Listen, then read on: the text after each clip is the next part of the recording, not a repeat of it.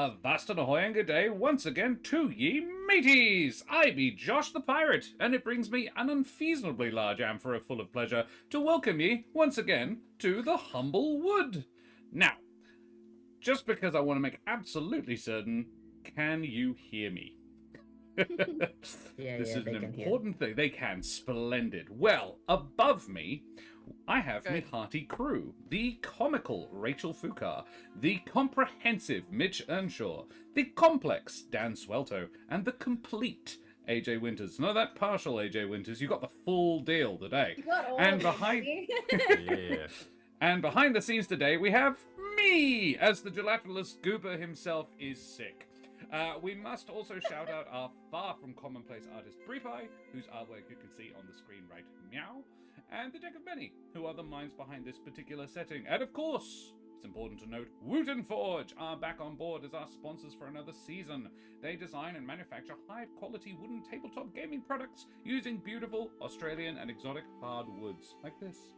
They are local to WA, they even do custom orders, and they've got some new shit up on their website. So head on over to check out the new products. A single-piece Australian chewit hardwood constructed into an exceptionally strong and beautiful no-join design dice tray. You can get it finished with a vegetable tanned, full-grain leather and available in your choice of Bordeaux, Night Sky, or Obsidian Black. Check it out on their website, woodenforge.com. Doing it. And use code HUMBLE2 at the checkout for a sneaky discount. So, check that out. Head on over for some awesome deals. They are our sponsors, and we love them. I must also remind our delightfully intricate, charmingly windswept, and potentially even artfully ripped and torn audience to please like, follow, and subscribe to all the things. We have all the socials. You can follow our YouTube, and please note at the bottom our Spellfire bar. It went off last week, which is why it's very, very low and safe, and very low chance of it going off this week, unless you guys really, really want, in which case that's entirely up to you. Don't do it again. Don't do it again. Is it guaranteed to be Rachel next time? Oh, yes. God. Yes, it is guaranteed to be Rachel next time. Yeah. Great. You guys want to Super. torture Rachel. Oh, God.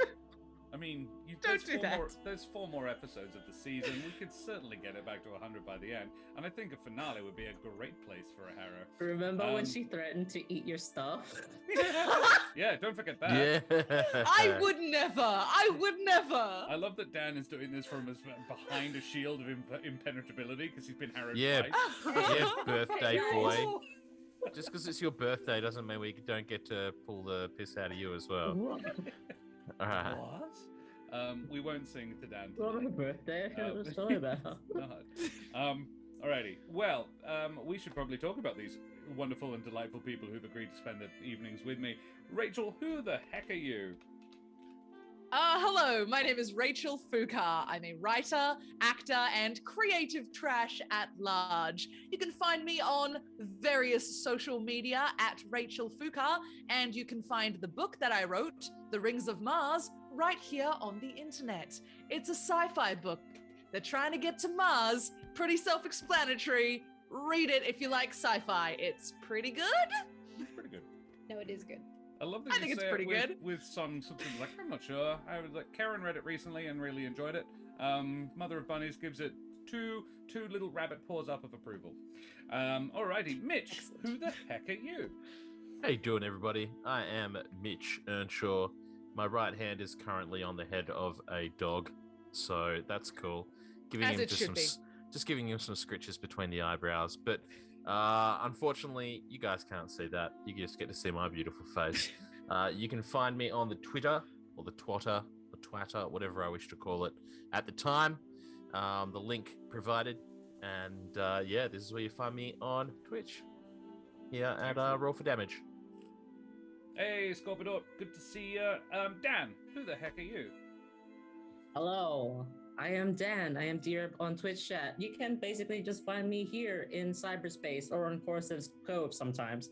And like aside from that, I just do most of the stuff I do is in the For Reals live meet space. So other places to find me is just the Discord. So come hang out, do whatever, and I hope you have a good day, night, whatever. Yep. There's our Discord link up there. And AJ, who the heck are you? Hi, I'm heckin' AJ Winters. I'm a creative being from Perth, WA. I make world building videos over on Winter's Tales, my YouTube channel, and Future Empire. I'm building a world. I'm building a world one step at a time that I will then host and DM a game in next year. Production's on the way. Very exciting. Other than that, you can find me on everyone else's streams. In the meantime, I'm everywhere. You can't get rid of me. I'm like glitter. Oh no. Yeah, you thought I was going to go somewhere else with that. I didn't. Glitter is the bane of existence. It is the bane of existence. Yeah. You always tell that my dog's been in Karen's sewing room because there's little glitter bits on her nose. She loves snuffling around in the stuff on the floor. And I am Josh the Pirate. You can find me here on Roll for Damage on Monday nights where I DM the Humblewood. But you've done that. Good job. Well done. Keep doing it. You can also check me out on Thursday nights on my own channel, Corsair's Cove, twitch.tv/Corsair's Cove, where I run more Humblewood. And where else? What else do I do? I'll be appearing in Fringe World a whole bunch. I am now producing 3 shows because I'm a freaking maniac. Yeah, beyond that, if you would like more of my face and voice, well, you can certainly find more of my voice on the podcast There Be Dragons, where I play the infamous and deadly pirate Sken, Feldspar, and his little dragon, Crush. Now, I'm just going to chuck up in the chat Wooten Forge link. That one, because that's how you can go and check out their beautiful exotic hardwoods. Okay, guys. I think it would be just jolly for someone to stand up and talk off into the void for a few moments. Rachel, would you indulge me? I would. It's been a little while since Trish has spoken to the void. All right. Last week, after we left the forge, Jordan had a chat with Benneck and asked him to please get his sister back alive. He gave Benneck a somewhat magical ring as payment, and Benneck promised to do his best not to let Jude make some crazy sacrifice to save Helvig. Then we had dinner and went to bed, and everyone had a great night's sleep. I'm just kidding. Of course we didn't. Nevermore had a horrible nightmare full of fire and smoke. He saw the rest of us die horribly, which is never fun. Then he spoke to a possessed Mary, addressing them with the exact amount of respect that they deserve, which is to say, absolutely none. It was pretty ominous, though.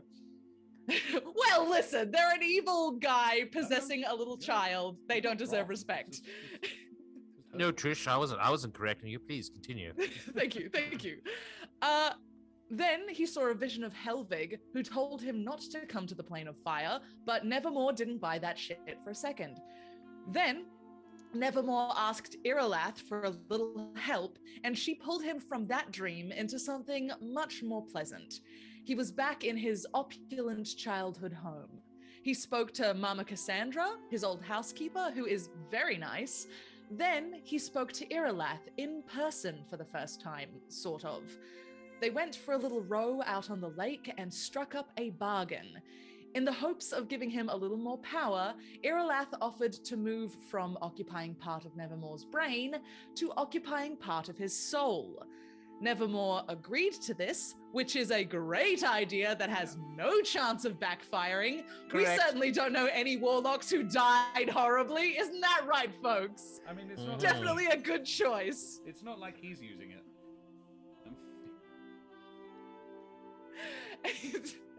No, that's harsh. Meanwhile, Jude was also having a bad time in Dreamland. She went to a little house in the Plane of Fire and spoke to a skeleton with silver spines. Skeleton Helvig tried to talk to her, but a lack of flesh makes that very difficult, so he booped her on the nose instead, which sounds adorable, but was actually kind of traumatic. Eventually, he found his voice and told Jude not to come get him because he likes it in the Plane of Fire. Jude woke up screaming, and we all ran in to check on her. Nevermore told us that something clearly doesn't want us going to the Plane of Fire, which I found strangely comforting, because if someone doesn't want you going somewhere, that's usually where you need to be. Benneck had the great idea to build a blanket fort, so we pooled our resources, brought all the pillows and blankets into the little common room, and went back to sleep. Then Jude had a second, much more pleasant dream. She was in a little forest clearing near her hometown where she used to go to be alone. Her mother was there, and they had a beautiful conversation. Her mother apologized for not being around during Jude's childhood. She gave Jude a daisy chain crown and promised that she'd see her again. She also asked Jude not to be too mad at her father, and then Jude woke up with a daisy chain sitting beside her, which is beautiful. The next morning, Benneck woke up early so he could be alone with his mysterious piece of paper and look up at the moon. Then, once the rest of us woke up, we went to the teleportarium to meet up with the Dean, Rusty, and Ravanya. They gave us some fire-resistant travel packs and sent us on our way. Just before we teleported, I heard Rusty say, "Shouldn't these coordinates be inverted?" But it was too late to stop, apparently, and we were sent to entirely the wrong place, the plane of water. Now, quick aside here, Void. When I get back to the avium and find out which of these incompetent wizards is responsible, I am going to tie him down, forcibly remove all of his feathers, bake them into a pie, and make him eat it. Anyway, we found ourselves on the plane of water, very far from any oxygen, and in case you haven't noticed, none of us possess gills. And if that wasn't bad enough, a colossal sea creature was fast approaching. Such fun. Lucky for us, the enormous shark, Gandia, turned out to be surprisingly friendly. He blew us some air bubbles, which allowed us to not die, and took us to meet Lady Charybdis, the ruler of the Howling Abyss. I personally wasn't too sure about meeting this mysterious stranger, but we didn't have a lot of choice in the matter because we were relying on Gandia to breathe, so off we went. As we were riding the giant shark, Jude noticed that Nevermore's eye had changed color, which is fine and not a problem, apparently. Then Nevermore lied on Iralat's behalf to make Jude like her more, which is not dicey at all. We reached Lady Charybdis's castle, and were I not in a fear spiral at the time, I would have been in awe. The castle is an amalgamation of hundreds of shipwrecks, and quite honestly, the most incredible display of scroungecraft I've ever seen in my life. We were led past some terrifying fish people guards and through the front gate. There was a beautiful coral garden and an undersea lake by the entrance. Once we were in the castle proper, we were no longer underwater, but also we were, because Gandia was still swimming, but we could breathe and walk around. It was all very strange. Don't question it. Gandia let us... It's fine. I'm not afraid. It's all good. Gandia led us to an audience with Lady Charybdis. She looked like a hairless mole crossed with a fish, wearing an elaborate ball gown.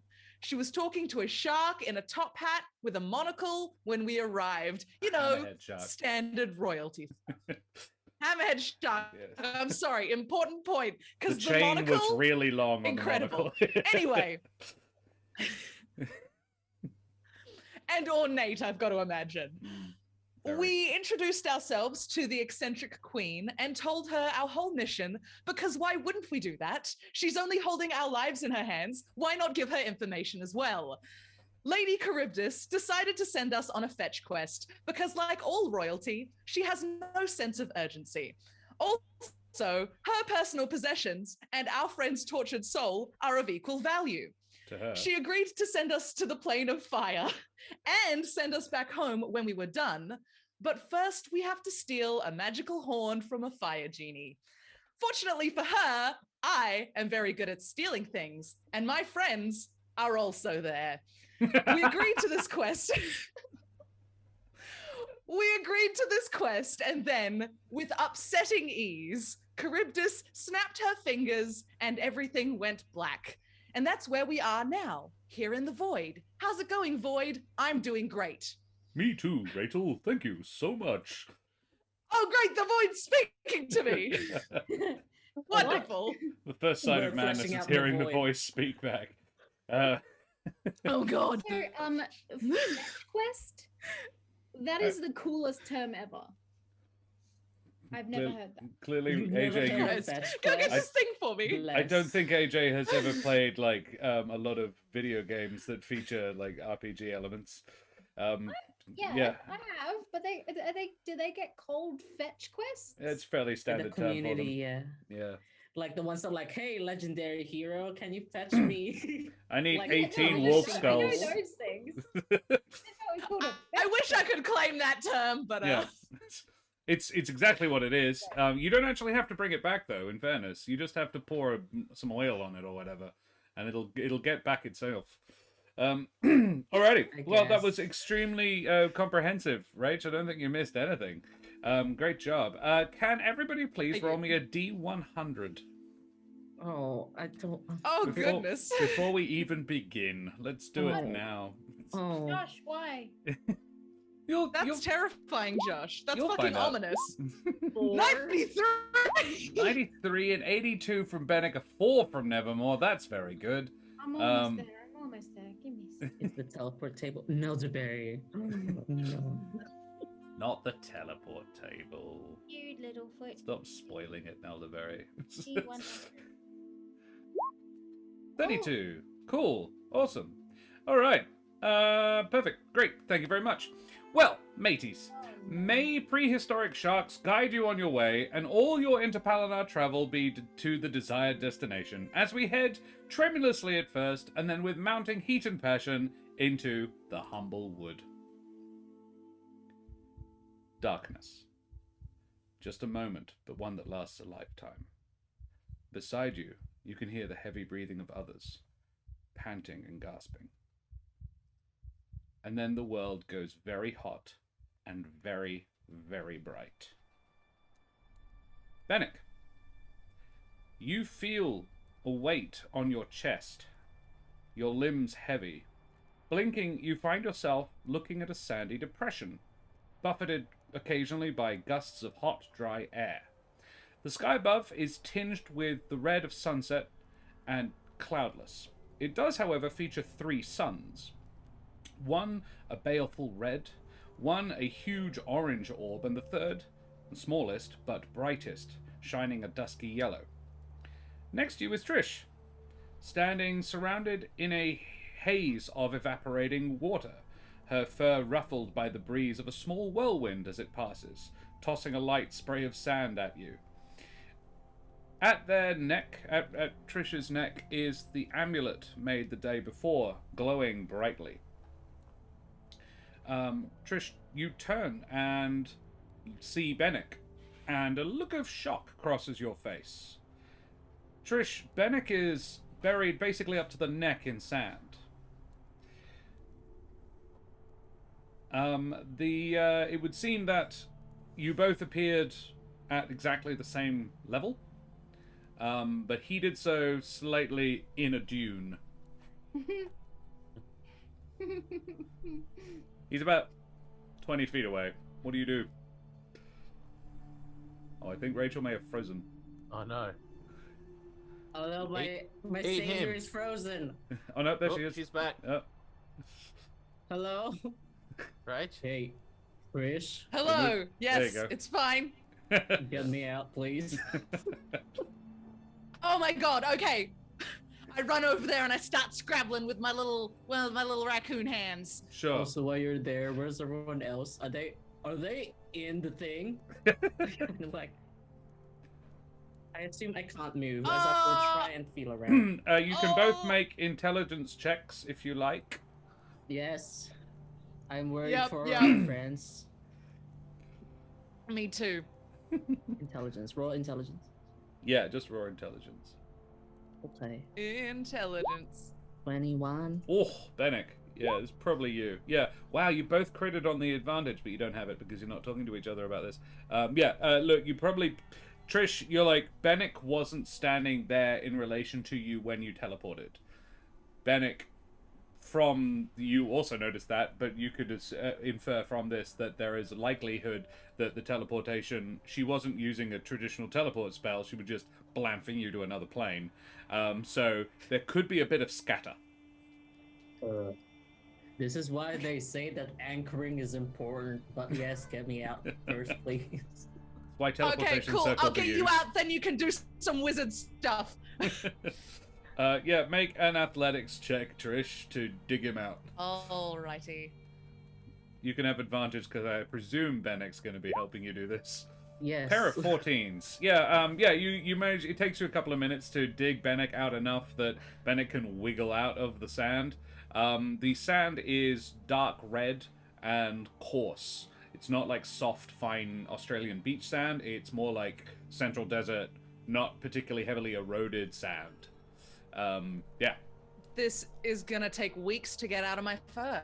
Yeah. It's gotta have another spa day when you get back. Yeah, or Love it. prestidigitations. But anyway. All right. I'm going to immediately. Where could the others be? Can you do? So you are. I would point out to you. Oh, Yeah. she's back.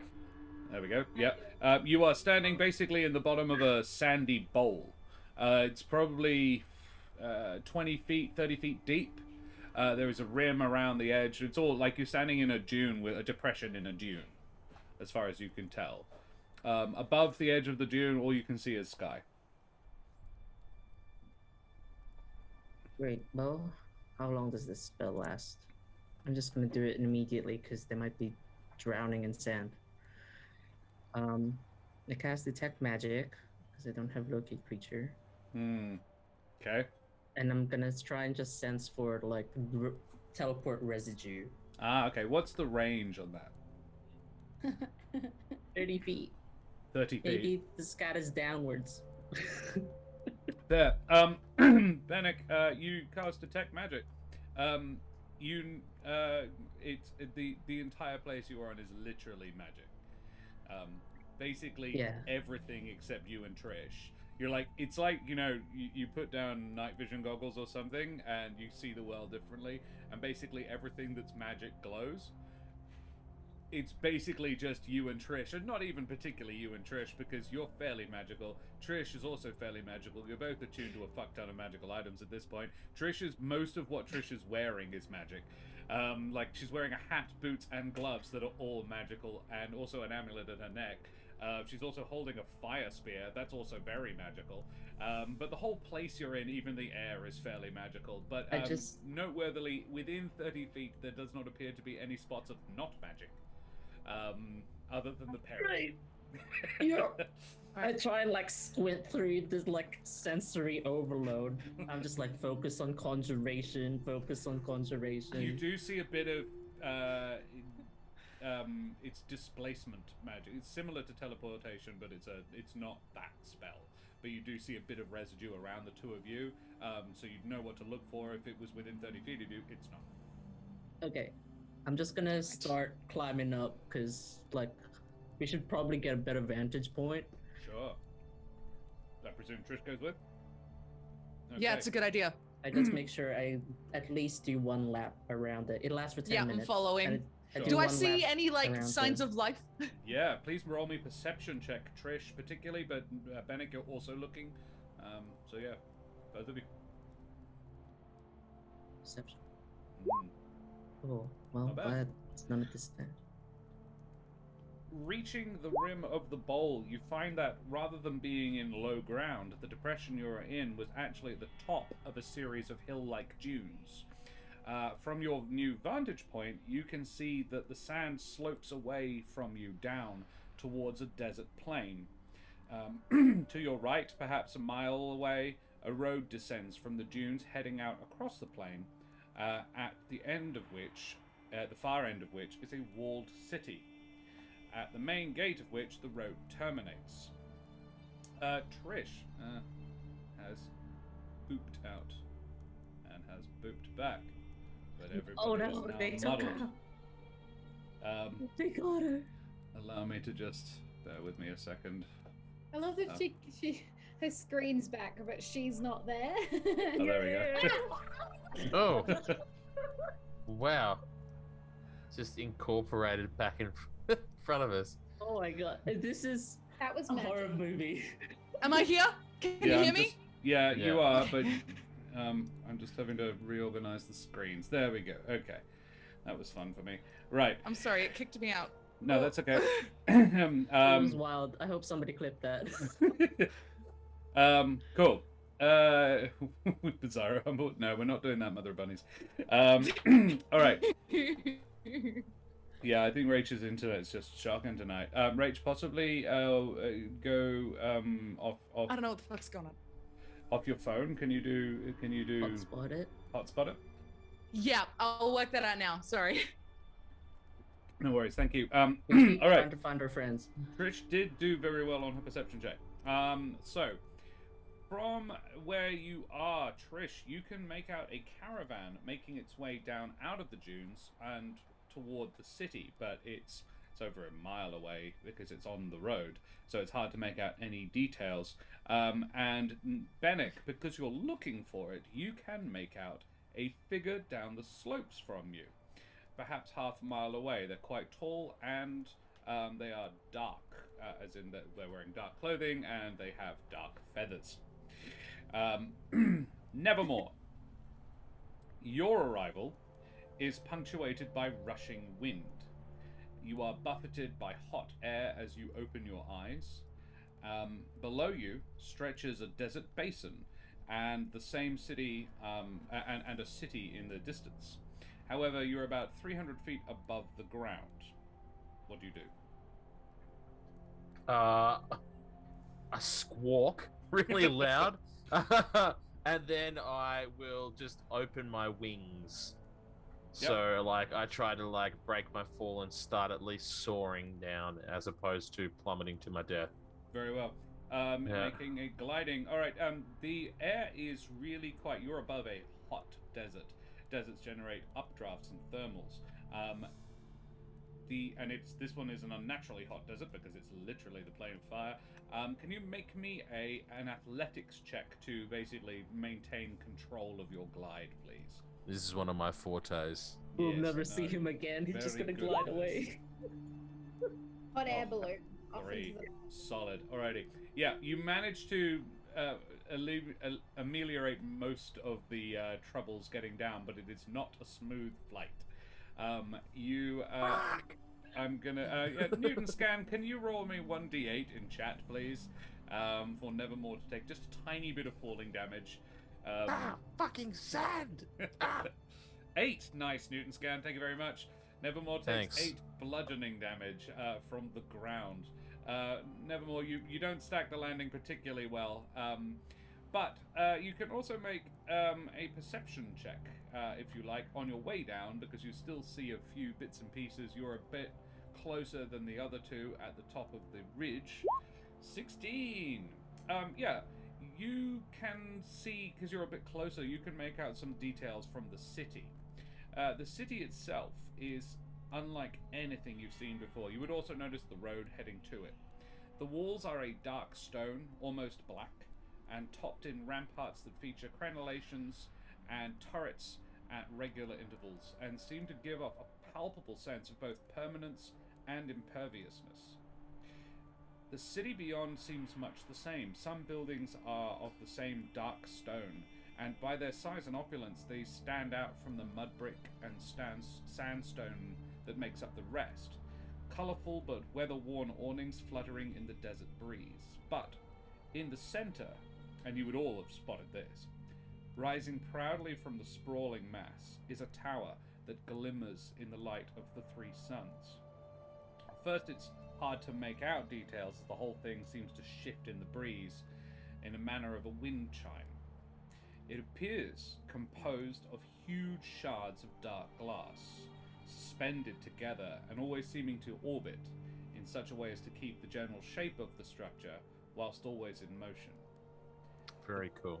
The bulk of the structure is an uneven pillar with numerous balconies and landings depending off it. However, near the pinnacle, the thing divides into a half-dozen separate peaks, the largest of which is off to one side, the left side as you are looking at it from where you are, is orbited by a circle of stone, like a tower top, but lacking a structure underneath it. And it's not actually even connected to anything, it's really just like a halo for this tower.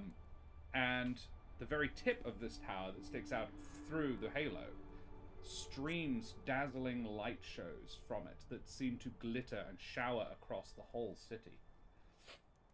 Nevermore, from where... Now, you could all make that out just about. Nevermore, however, from where you are, you can see that these little droplets, these glittery droplets, seem to be molten. Oh, okay. Some Um, molten shards and sparks spitting from the sky all around the city. They tend to all be falling within the city. It's very unusual. Within the city, yeah. Okay, so it's within the city specifically that they fall. Okay, noted. You hit the ground with a bit of a thump, make your stand up, brush yourself off, probably prestidigitate yourself clean. Let's be honest. Correct. Cursing, and have a look about. Yeah, I will. I'll look down slope and up slope and see if I can spot anybody that doesn't point, look like. Yeah. You wouldn't see anybody just after you've landed. Okay. At If I this see the point in cities, time, they are digging. if I see the cities down, down the actual downhill, I'm gonna start heading down that way. Just slowly, kind of trudging through, grumbling to myself that I'm getting sand in my socks, or whatever I wear. Do I wear socks? I don't wear socks, do I? Claws. You probably. I feel like you wear like a baggy pantaloony, not pantaloony, but sort of. If anybody's gonna wear socks, it's gonna be Nevermore, just because of fanciness, maybe. I don't know. But no socks. I can imagine Trish in socks, but like only if she's relaxing, like like by the fire with a big. She just wrap her tail. She just wrap her tail around her feet. Yeah, that's true. Anyway, yeah. So you get to make me another perception check now that you've landed.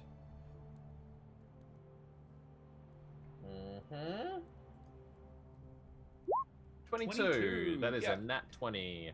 You begin walking towards the city, but you're keeping your head on a swivel. You're alone in a very strange place. It's probably a solid guess that you are on the plane of fire this time. This is what you were aiming for. You can see, you turn around and you can see Trish and Benneck standing at the top of the hill behind you. Trish and Benneck, the figure you have just made out, turns around and waves. He's probably half a mile down the slope. I see that and I get out my sniper rifle. So easy. Just see this figure start. Oh, it's Nevermore. And it gets everywhere. Alright. I make like that's one down. I make like a gesture that's like to my hip, like this, very wide, like.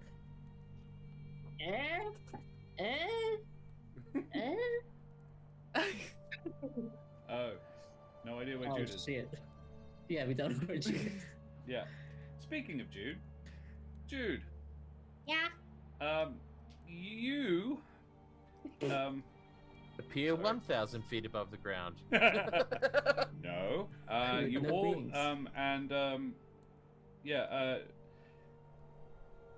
Yes. Hang on. Where are we? You don't materialize perfectly on the ground, though the drop is only a dozen or so feet. You are a bit further scattered, however. Lacking the time to orientate yourself, you land face down. Orientate your face. The sand is gritty in your mouth, and there is a faint taste of sulfur to it. You hear a sound. A low baying groan, sort of like a cross between a growl and a horse's neigh. And you lift your head. And as you do so, a dank, wet tongue the size of a naan bread licks your face. You look up into the face of a large reptile. Its jaws broad and hanging slightly slack as it pants fetid air at you. Its breath is rank, but it does not appear aggressive. any of the others would probably be able to tell from its teeth that it's not a carnivore. This is probably not something Jude is aware of, the difference in No. dentures. It is. Hello? It does not reply. However, the strange humanoid riding it does. This figure is swathed in meters of colorful silk, which reveal only the forearms and face. The face is similar in feature to the guards at Charybdis's palace. Not the shark, the shorter ones. But there the resemblance ends. The skin is dark brown, but seamed with cracks that leak dark red fluid and a slight glow. Like, for ease of imagining, like lava. Like the top of a lava flow. Mhm. The eyes are yellow and slitted in the manner of a cat's, and the mouth features a pair of large tusks jutting up from the bottom jaw. And the figure smiles back at you. Hello? Hello. I like Ooh. your lizard. I am glad.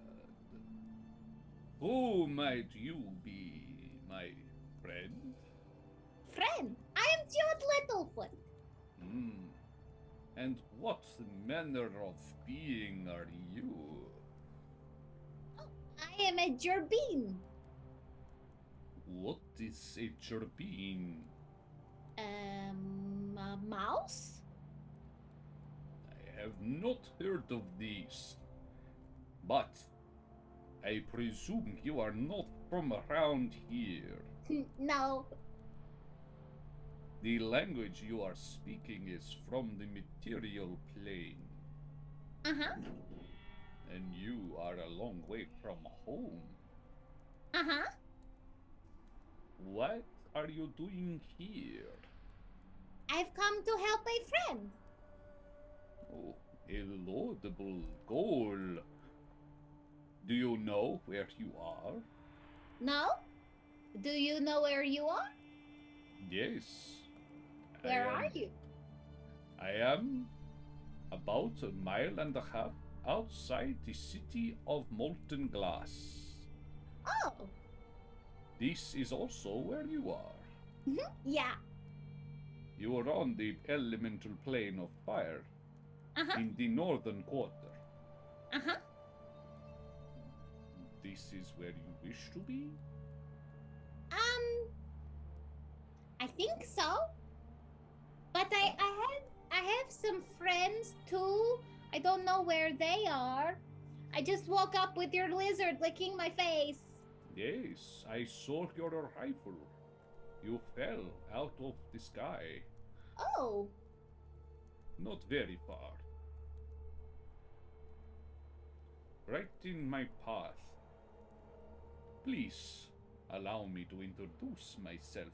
I am Kil Ginsermak, master caravan driver and merchant extraordinaire. Wow. Do you have a nickname? Kahil to my friends. Kahil. May I call you Jude? Yeah. And you are a Gerbine from the material plane. Very fascinating. I am a mighty warrior. Oh, excellent. This will serve you well here. Okay. You say you are here to find a friend. Uh-huh. Where is this friend? He is in a cavern somewhere. Oh, I am afraid I cannot help you with that. But perhaps someone in the city can. Would you like a lift? Oh, I would love a lift to the city. But I've got to find my friends first. Can you also take them? If we find them, certainly. Yeah, okay.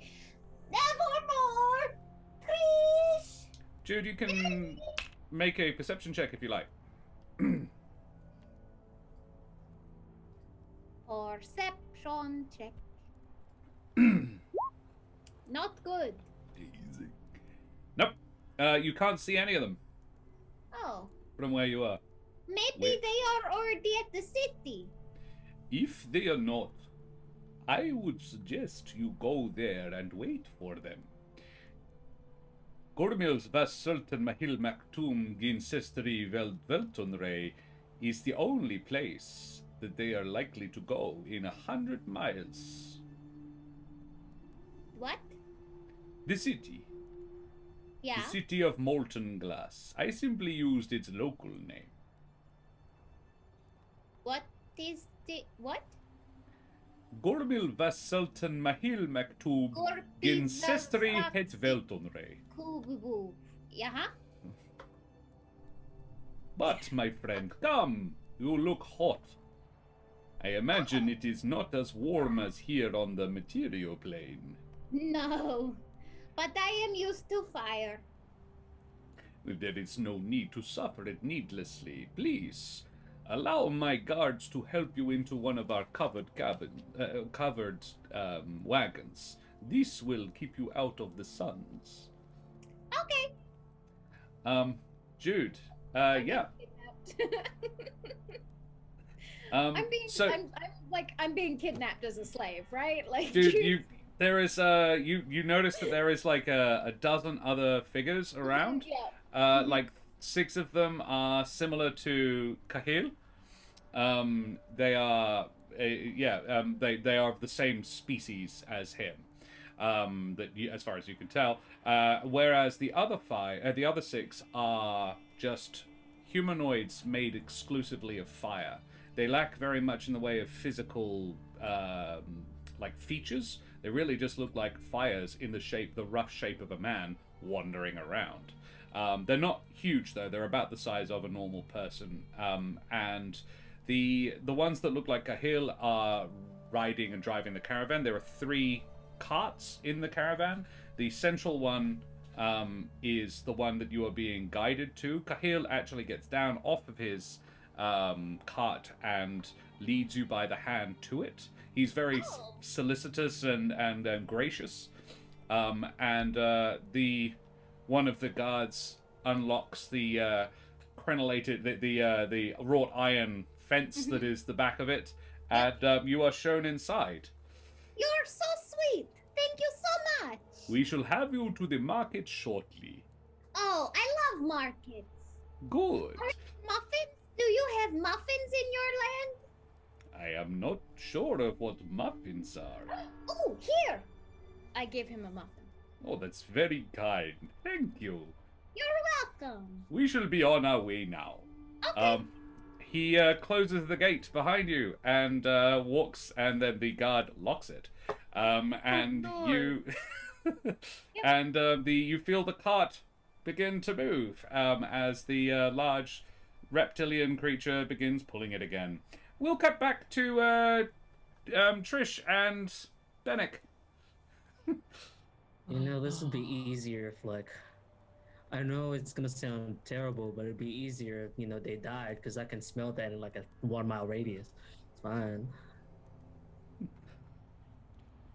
I don't really want to find Alfred if we find her dead.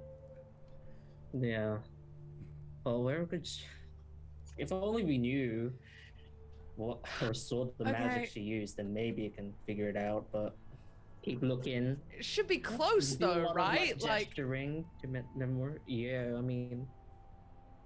Are you making your way towards Nevermore? Yeah, probably at this point. Yeah. Seeing that I don't see just a white blob in the middle of the sand. Benneck, I think you'd be the one who'd notice this. You notice a small impact crater where Nevermore clearly landed. As in, he fell from some height. Even though he can fly, there was still a decent amount of force when he landed.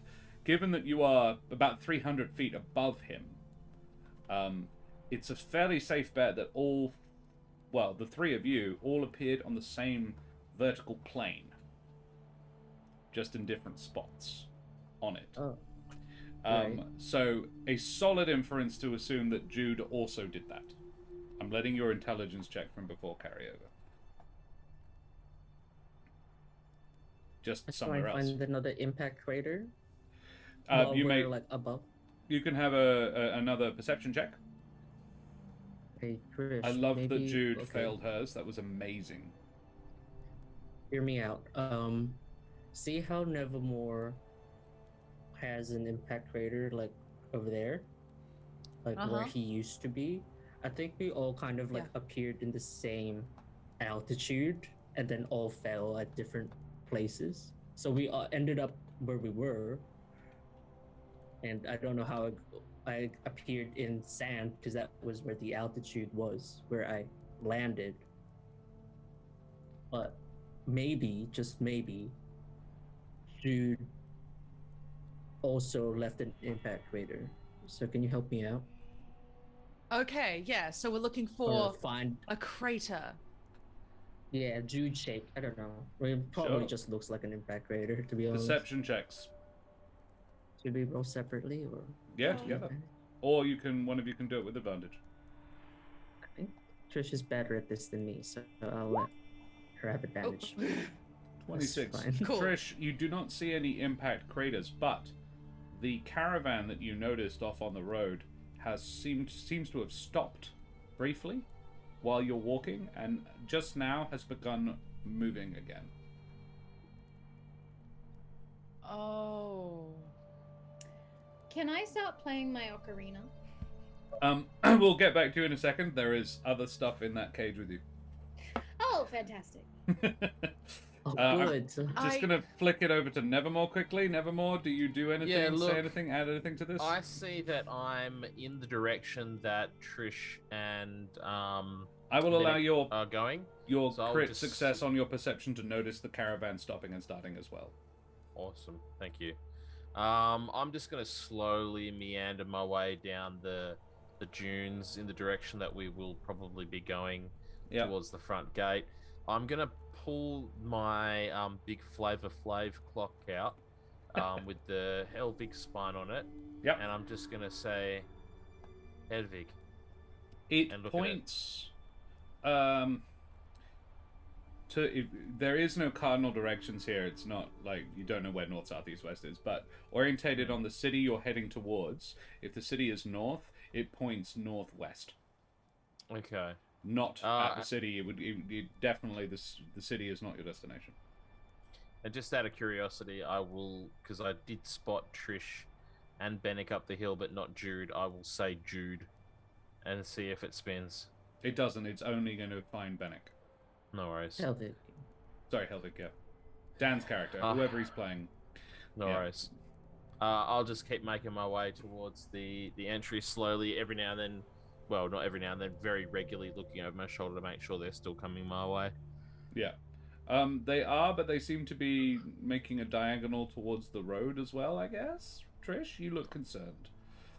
I am probably gonna assemble the squad before I make any suggestions.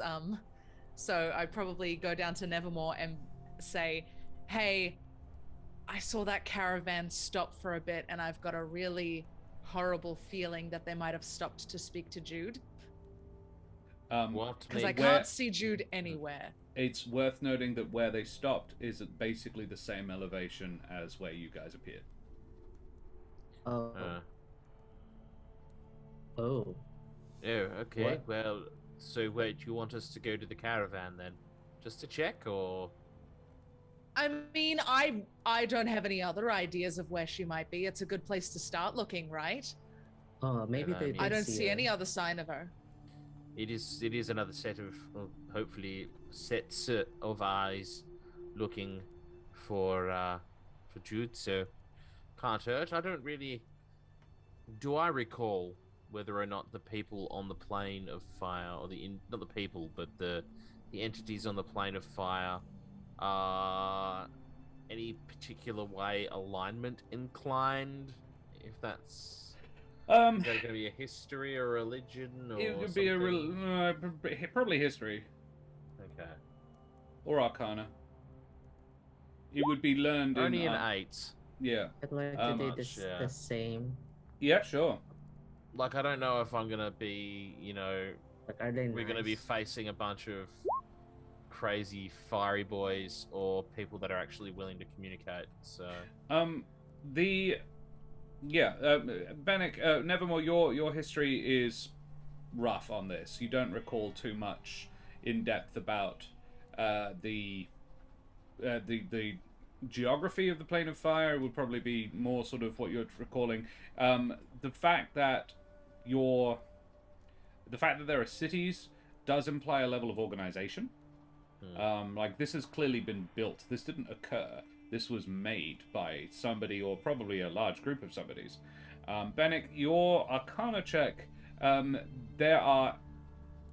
The elemental planes are inhabited by two very distinct kinds of creature. The creatures that live there, and then the creatures that are really just extensions of the plane itself. Elementals are the second type. An elemental is basically just an extrusion of the plane given sentience, or given form and a degree of self-awareness and self-determination. Whereas the other creatures that live there are inhabitants of it in much the same way that you are inhabitants of the material plane.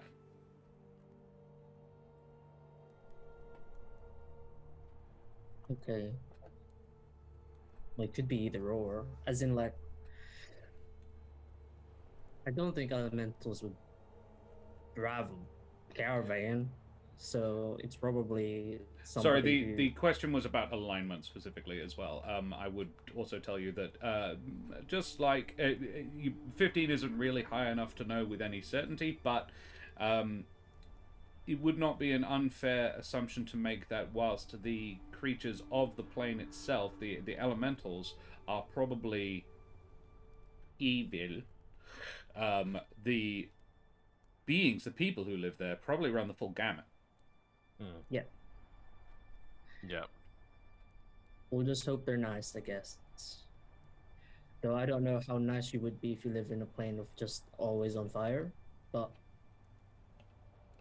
you gotta do what you gotta do. I'm not comfortable here, but I know some people might be.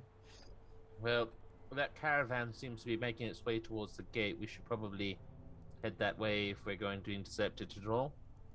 Yeah, sure. Proceed with caution, but we'll talk to these people. See if they've seen Jude. I've got mage armor up, by the way, just very well FYI. noted. I will do the same. Power Ranger transform. There. You do that. Jude, we're going to go back to you as these guys make their way towards the caravan. The caravan is moving at probably a mile and a half away from the city. It's probably about 3 miles away from the city. It'll probably arrive there in an hour and a half. It's probably moving at about 2 miles an hour. You guys can probably do at least twice that. So you could probably intercept it about halfway there. So at least a mile and a half out from the city, which is good. Jude, inside the cage, let's be honest, you find you find 6 figures in there with you. There are a pair of the same elemental humanoids. They appear very similar to the ones outside, but the flames of them, rather than red, are green. There is also another pair of things which they look like a large collection of boulders in the rough shape of a man. Each is about 8 foot tall. And I say a man, I mean a humanoid. Determining gender on what is essentially a pair of piles of rocks is almost impossible. But yeah, they're two both clearly beings. They are so tall they're actually having to bend almost double to fit in there. There is also a steam method, which looks really quite small and tired, even smaller than the ones you normally encountered on the material plane. And the last is a woman, a molten skin like the one like Cahill outside, who is also garbed in a similar fashion to the guy outside, though wearing significantly less silks. It's still modest, but not like a lot of skin showing. Hi. None of them seem particularly perky. I think is probably a valid thing to bring up as well.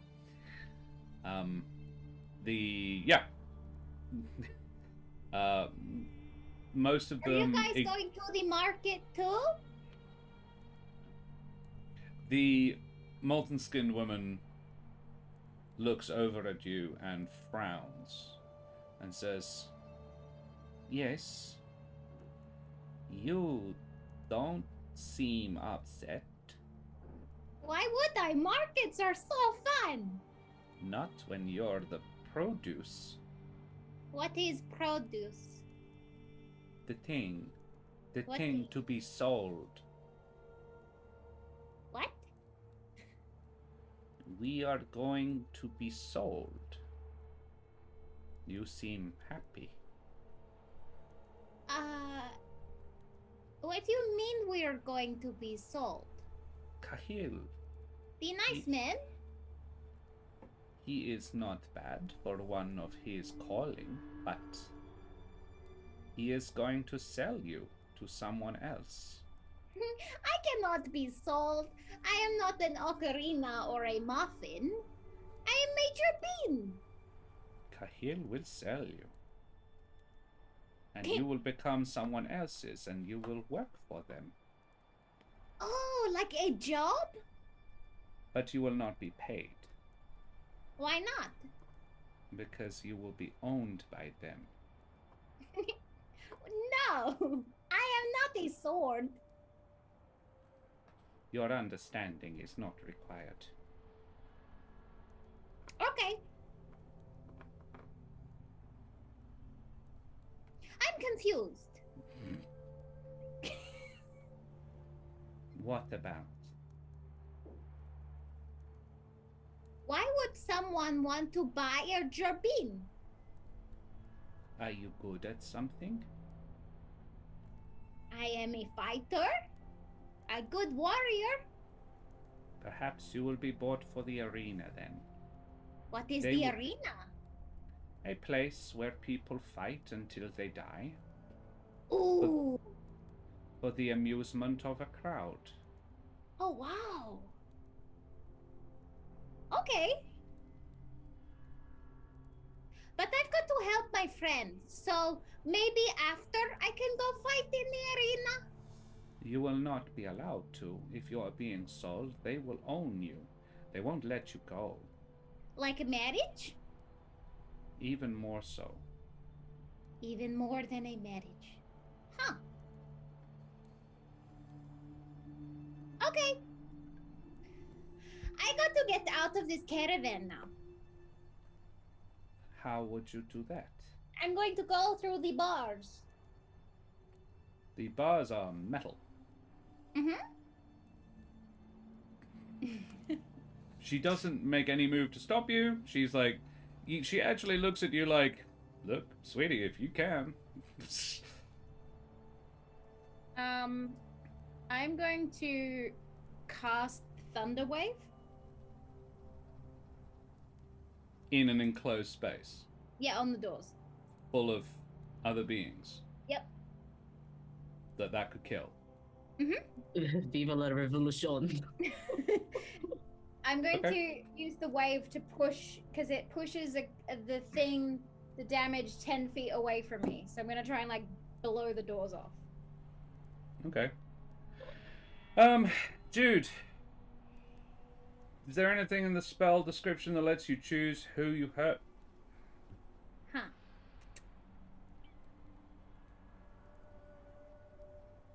I don't think so, but I'm just asking. No, each creature in a 15-foot cube originating from me must make a Constitution saving throw.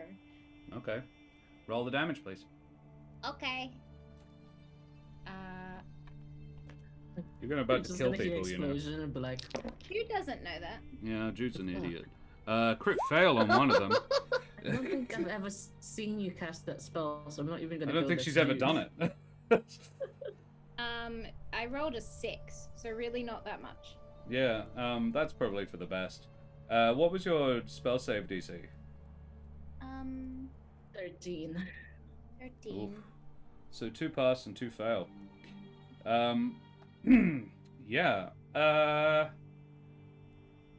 You do that. The bars do not appear to break. However, the two flaming things there both explode. How does the bars like anti-magic? No, they're just your spell isn't strong enough to break them. Oh.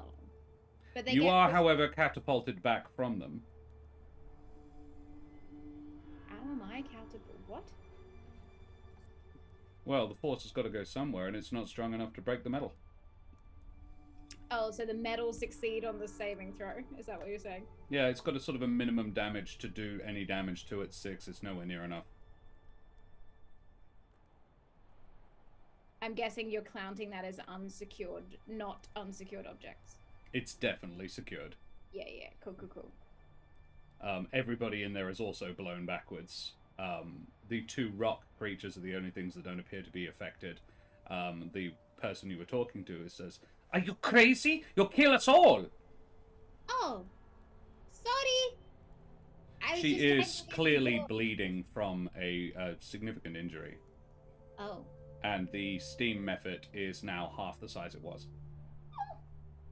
I cast Lay on Hands to the woman in the corner. But also a thunderous boom is audible from 300 feet. So can my friends hear that? No, they're more than 300 feet away, I'm afraid. Perfect. No worries. I sit back down. You go to lay on hands her in the method? Mm-hmm. You do that. But I'll try. You can lay on hands anything if it's alive. Oh. Her skin is extremely warm to the touch, but it doesn't burn you. It would be 6 hit points each if you're wanting to return them to full. The method is looking at you, its eyes wide. Jude, you may make an insight check if you like. Sure.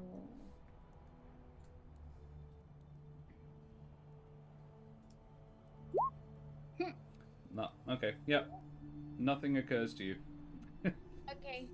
So that's 12 hit points? 12 lay on hands, sorry, go on. Yes, I believe so. Okay. A bang on the cage is heard from outside, and you hear somebody shout something that you don't understand. It sounds like fire talking. Huh. You've heard something similar. You've heard the Furious Ra noise is similar.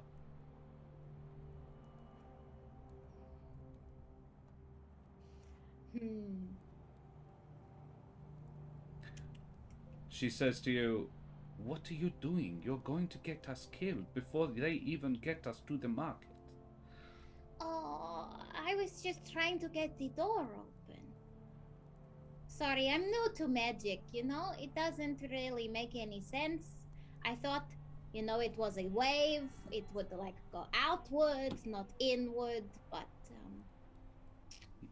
She says, "Well, you killed the two Lahu.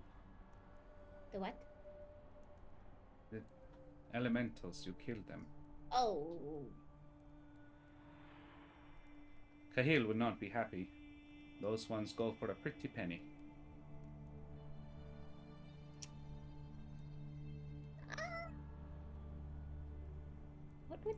What is Jude gonna do? I don't even know how to react in this situation. Do you want to go to somebody else and we'll come back to Jude? Sure, I'm gonna have to think of what Jude... Because the thing is, Jude doesn't understand slavery. No. So this is very confusing for Jude.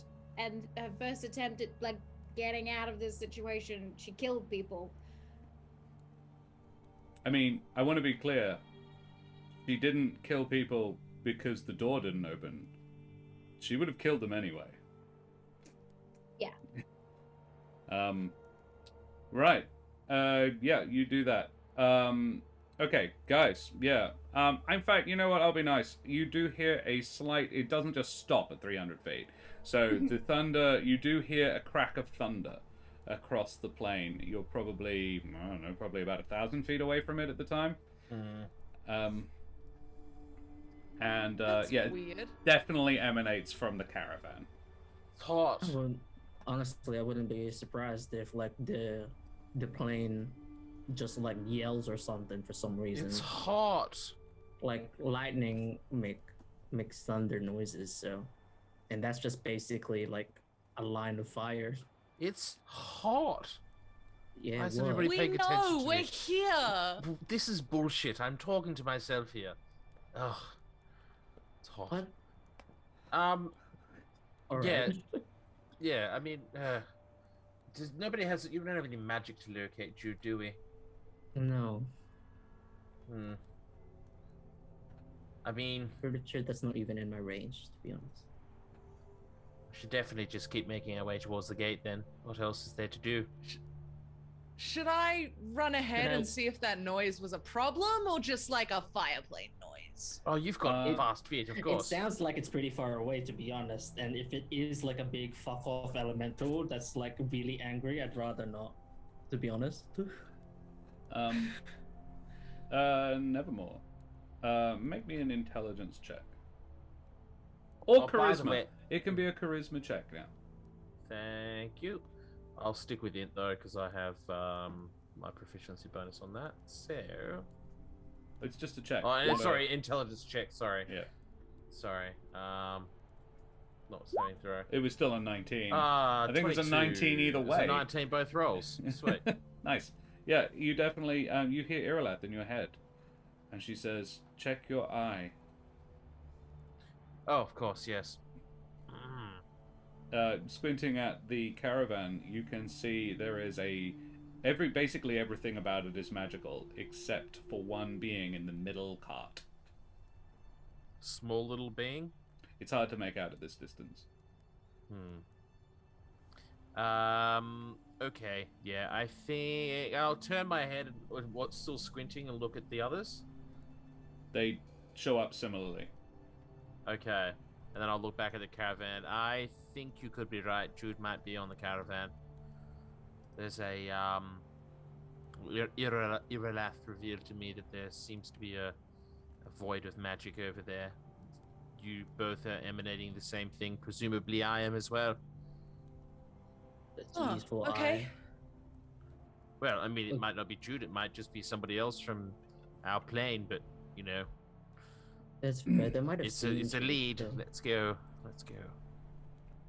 Sure. Just walking with them. Yeah. It's really hot though. Can't If you you're just gonna keep say yourself that for the cool? whole time we're here, I'm gonna lose it. Me too, to At be least you honest, don't have all this and- fur. Yes, but I don't like being uncomfortable. Can't you just prestidigitate yourself over and over to keep cool? Oh my god, Benneck, that's a brilliant idea. Yes, I'll do that. Thank you. Sure. And I'll You start Okay. like just intermittently chain casting prestidigitation. prestidigitation. Yeah. Not like so much so that it gets me exhausted, but I will. Yeah. I will definitely prestidigitate myself. Sure. You do that. I'd turn to Trish and be like, maybe he'll complain less. Fair. Yeah. Worth a try, I guess. You meander over. You have to set a fairly heavy duty pace to catch it before it gets to the city. But yeah, you come within earshot of it.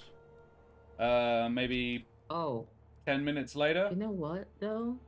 While because I'm not sure where Jude is, but I just had this idea. I'm gonna spam my message cantrip. Its range is 120, and I'll just make Oh, the sure. target Jude. Do you have Jude, to be able to see Jude when you cast it? I don't think you do. No, I think you can because cast it doesn't this, I think- follow a straight line and Okay. Yeah. travel freely around A corners. range of 120 feet. Yeah, it won't get you until you can see and hear Mhm. everybody on board. But yeah, you can. The caravan would once again come to a stop actually around about the time you get to 120 feet away from it, and you hear Jude. You hear Benneck. I Benneck say hears like, Jude. Jude. Benny? Can Jude Hey. respond? Yeah, that's Oh, right. cool. Yeah. Hey! I'm in the I am. vehicle. I did not realize that it is going to sell That's another people. What? Say out loud near everyone. Okay, did you try breaking out? Yeah, I did. I cast Thunderwave and I killed 2 people. Oh, sorry to hear that. So that was you then. Hey guys, put the message phone away. Hey guys, Alright. Yes, you fold your academy thing back in half. yeah. The caravan slavers. Mm. Oh. Yeah. She's in there. Fuck. Yeah, and the thunder wave, definitely her. The thunder noise, her trying to break out. I don't think she actually understands slavery. She How just many- said she's being sold. How many enemies are there, by the way? You can make me a perception check to see if you can Yeah, determine that. I say enemies. How many guards are there to this caravan? Yeah. At 120 feet, you can. It's not a particularly high check, but you can all make it. Why not?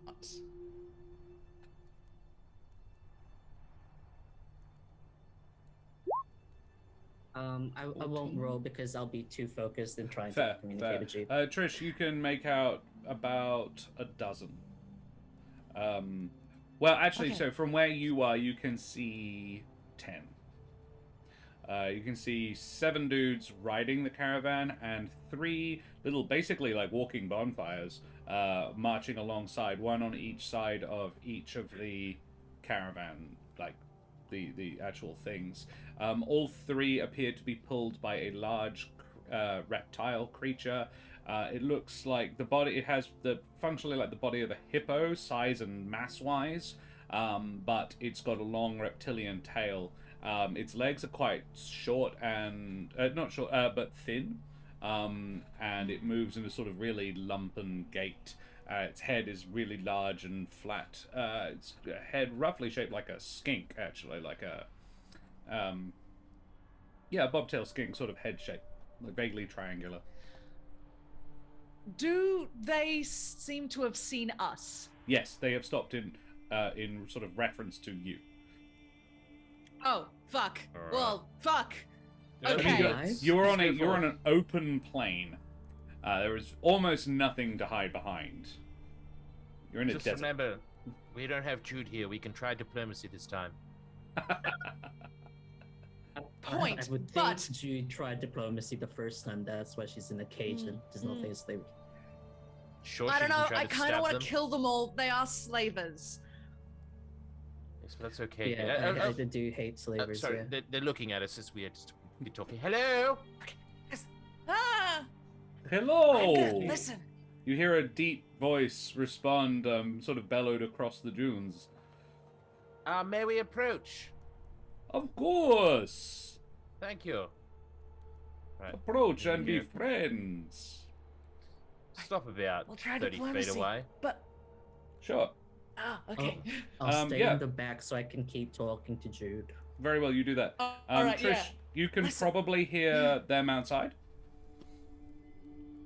I'll Cool. stay within 60 feet of this whoever slaver asshole is, just so I can be in counterspell range in You case don't there's know. some Bow weird very motherfucker. deeply. Bow Yeah. very deeply. Yeah. He says, please, my friends, there is no need for bowing. I am not a nobleman. Well, you see know, this You can never be too sure. swarthy gentleman with molten skin, orc, like half orc like tusks. He's fairly large character. He's probably Nevermore's height. But he's swathed in a turban and an awful lot of silks and things which blow in the breeze. He has at his hips, one side is a big scimitar, and on the other side is a whip. And he bows back at you as he dismounts from his reptile creature. He says, "You are also strangers to this plane. A pleasure." Yes, well, judging by your also comment, you've met our companion, Jude. I did meet a Jude this morning. Oh, okay. And Benneck, whereabouts might Jude be right now? Why, I am offering them a lift. Oh, well, I mean, we're here now, so we can quite happily take Jude off your hands. Benneck, I'm in a cage. Yeah, no, I get that. Hold on. There is a lock on the cage. I want to whisper to Benneck, since we hung back a little bit. I'm going to be like, listen, we'll try diplomacy, but if that doesn't work, I'll try and bust Jude out while you fight them, because it's better for 4 of us to be fighting than 3. Okay. Right? That's Can I Okay. just say that I just like give Trish the copper wire just so that Jude can hear the plan? You can relay that relatively easily. Can you two both Yeah. make deception checks so that it's not very obvious that you two are whispering behind Nevermore as Nevermore is talking to Cahill? Not sleight of hand. Deception. It's not really sleight of hand. That's okay. That's pretty good. You Did you both see do. my hand here? Not so much on Benneck's. Benneck, however, Benneck can message to be quiet. Yeah. So it only has to be Trish going like. In fact, Benneck, you can be jumping it to Trish and then having this conversation in your heads. Yeah, cool. True, I'll do yeah, that. you can switch message, yeah. Yeah. And then I'm you just like switch it back. the- So the Jude, operator you for notice operate- that Benneck is no longer in chat, and then comes Benneck is back left in in chat. You're like Benneck. Oh, he's back. Sorry, trying to talk to so many different people, Jude. Nevermore. You we'll get you out, don't you worry. he says, I am afraid I have offered your friend a lift to the market, and I am not ready to go back on my word. Okay, so once you take them to the market, then they'll hop out and join us, correct? Perhaps. I mean, you've But offered you them a would lift have- to the market. I have. So, But you will have to get into the city. okay, and that's going to be an issue. Why? Well, people of the material plane are not welcome in the gate within the city walls of the city of molten glass. I was not aware of that. Okay, so yet you're bringing Jude in there. You must have a guide, someone to speak for you. I am He's not prepared to friendly. speak to for your friend Jude. Okay, look. Oh wait. Jude is sitting in the back of a cage at the moment, Correct. and I don't feel like it's a massive stretch of the imagination to say that you work in the slave trade, perhaps? It is one of the many trades I sell. Buying and selling is my trade. Okay, so Oh, you sorry, can Jude, you heard that. you can understand my trepidation in allowing you to take our friend in. Oh, A I cage. mean no deception. I plan to sell her. Okay, I gave See him that- nothing. I don't think that was a good idea. see, that's just. But if not you good, wish your dude. friend back, you could certainly buy her from me now. Okay. Have I caught up to Nevermore by this point? Definitely. Probably I mean, would you be, probably weren't yeah. very far You away were from like, him. you would have just been 10 feet away anyway. I'm gonna say to Nevermore, look, let's just forget it. She was useless anyway. I don't want to buy her back. Let her go. God, well, I've been trying to say that for ages. Well, I mean, okay, sure. Yeah, you- she's you she's can- pretty scrawny. She's small. She's dumb. She's not gonna get much from us. Better to just leave her. I can't be bothered with the hassle of buying her back. I'd like to insight check my friends to make sure they're not being serious. Can you also deception, please, Trish? Because this guy Yes. is listening and he is not an idiot. Can I make Okay, an insight? I'll well- make an insight check as well. You may. I'll make an insight check versus Trish's deception. Okay. Might be okay. Trish got a 14. Benneck got at least a 17. Nevermore takes Trish at her word. Yeah. This guy is going to also roll it. He seems slightly perturbed and says, "Well, I am certain Gaius can always use new fighters for his arena. If you like." Fighters? Have you seen the size of her? She's not a fighter. She was our cook, and a fucking terrible one, to be honest. Those muffins are basically the only thing she could produce, honestly. Yet she wears a magic sword. I know on the material plane, such things are not particularly easy to come by. She's carrying it for us. You give. You honestly think I would carry a sword? Lord. You give. This man doesn't carry his own weapons. You give your smallest and weakest member the mightiest weapon. Well, that's what they're there for, to carry things. Dude, I don't think the talking's working, but I'll keep, Very I'll well, keep updating then. you. You sound like you're trying to really talk me awkward in the back down. of the den. I You killed sound two like people. you sound like you're trying to talk me down, but at the same time you're saying you don't want to buy it. It. This guy. And he Yeah, has kill this not guy. stopped smiling. A mere 200 of your gold pieces would be all that I would require for the return of your companion. Jude. Yep. Jude. The woman in there is a little prejudiced against you because you killed 2 other people in there, but also and hurt her. But she does say he does not lie. If your friends and you want to get inside the city, you will need someone to speak for you.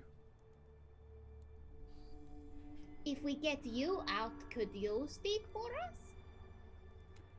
Jude, make another insight check. Insight.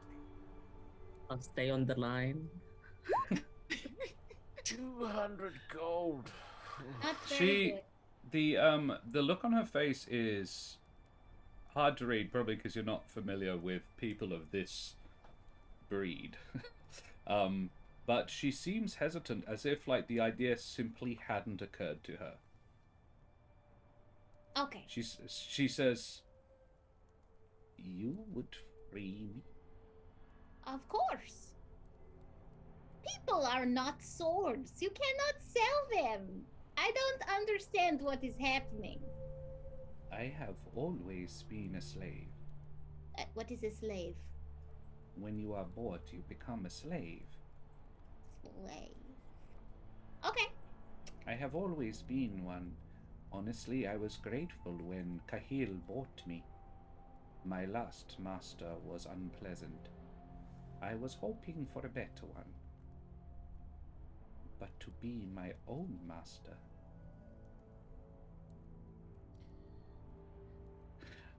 we cut back outside. Benneck. Yeah. Okay, wait. I send a message to Benneck. I have a plan. There is a woman in the cage with me, and she could get us into the city if we free her. Oh, that's good. Wait, 200 hold on. gold pieces, you say? Hmm. 200 gold pieces for the rat. Mm. Get it out all now, Mitch. If you have anything unpleasant to say about Jude that you want to say it now. Can I hear any of this? Yes. All of it? They're about 40 feet away from you. I tell you what.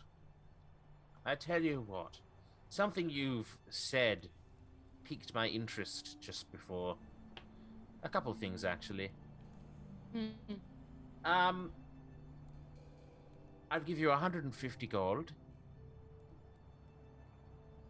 And not only will you return Jude to us, but you will also act as our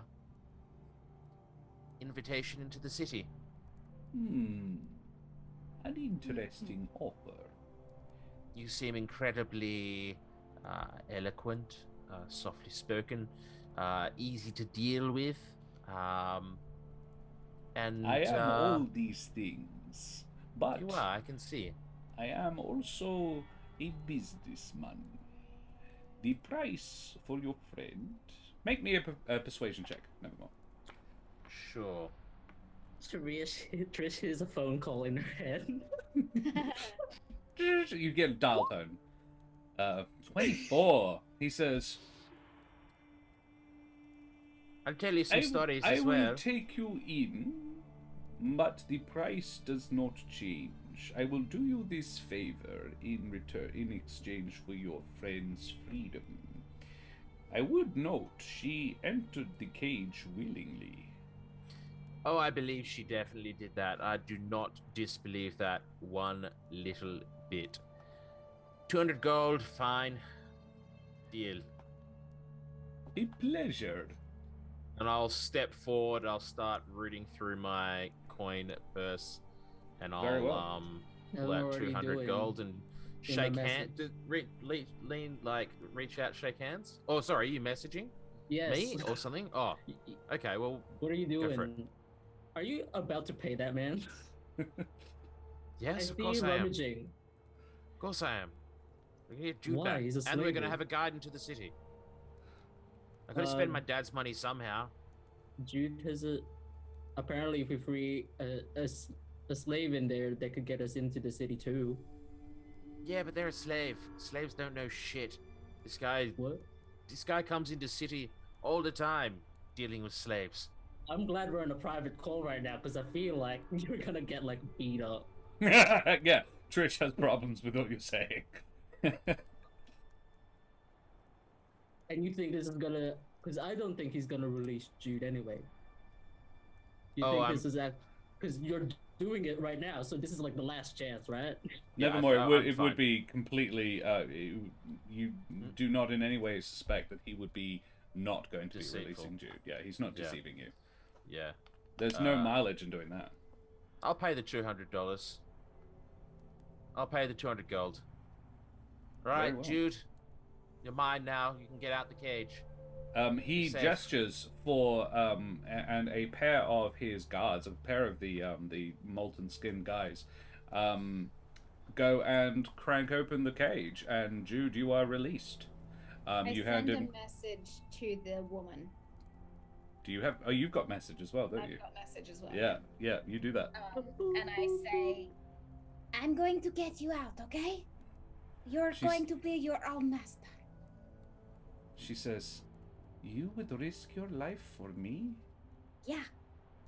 You don't even know my name." What is your name? There is a pause, and then you can hear a smile on the other end of the line as she says, "Fatima." Fatima. That is a lovely name, Fatima. This one here, he says he knows you. Who? But you can't see who she's referring to. I think we'll take a little break. Oh my That's god. an interesting place to take a little breaklet.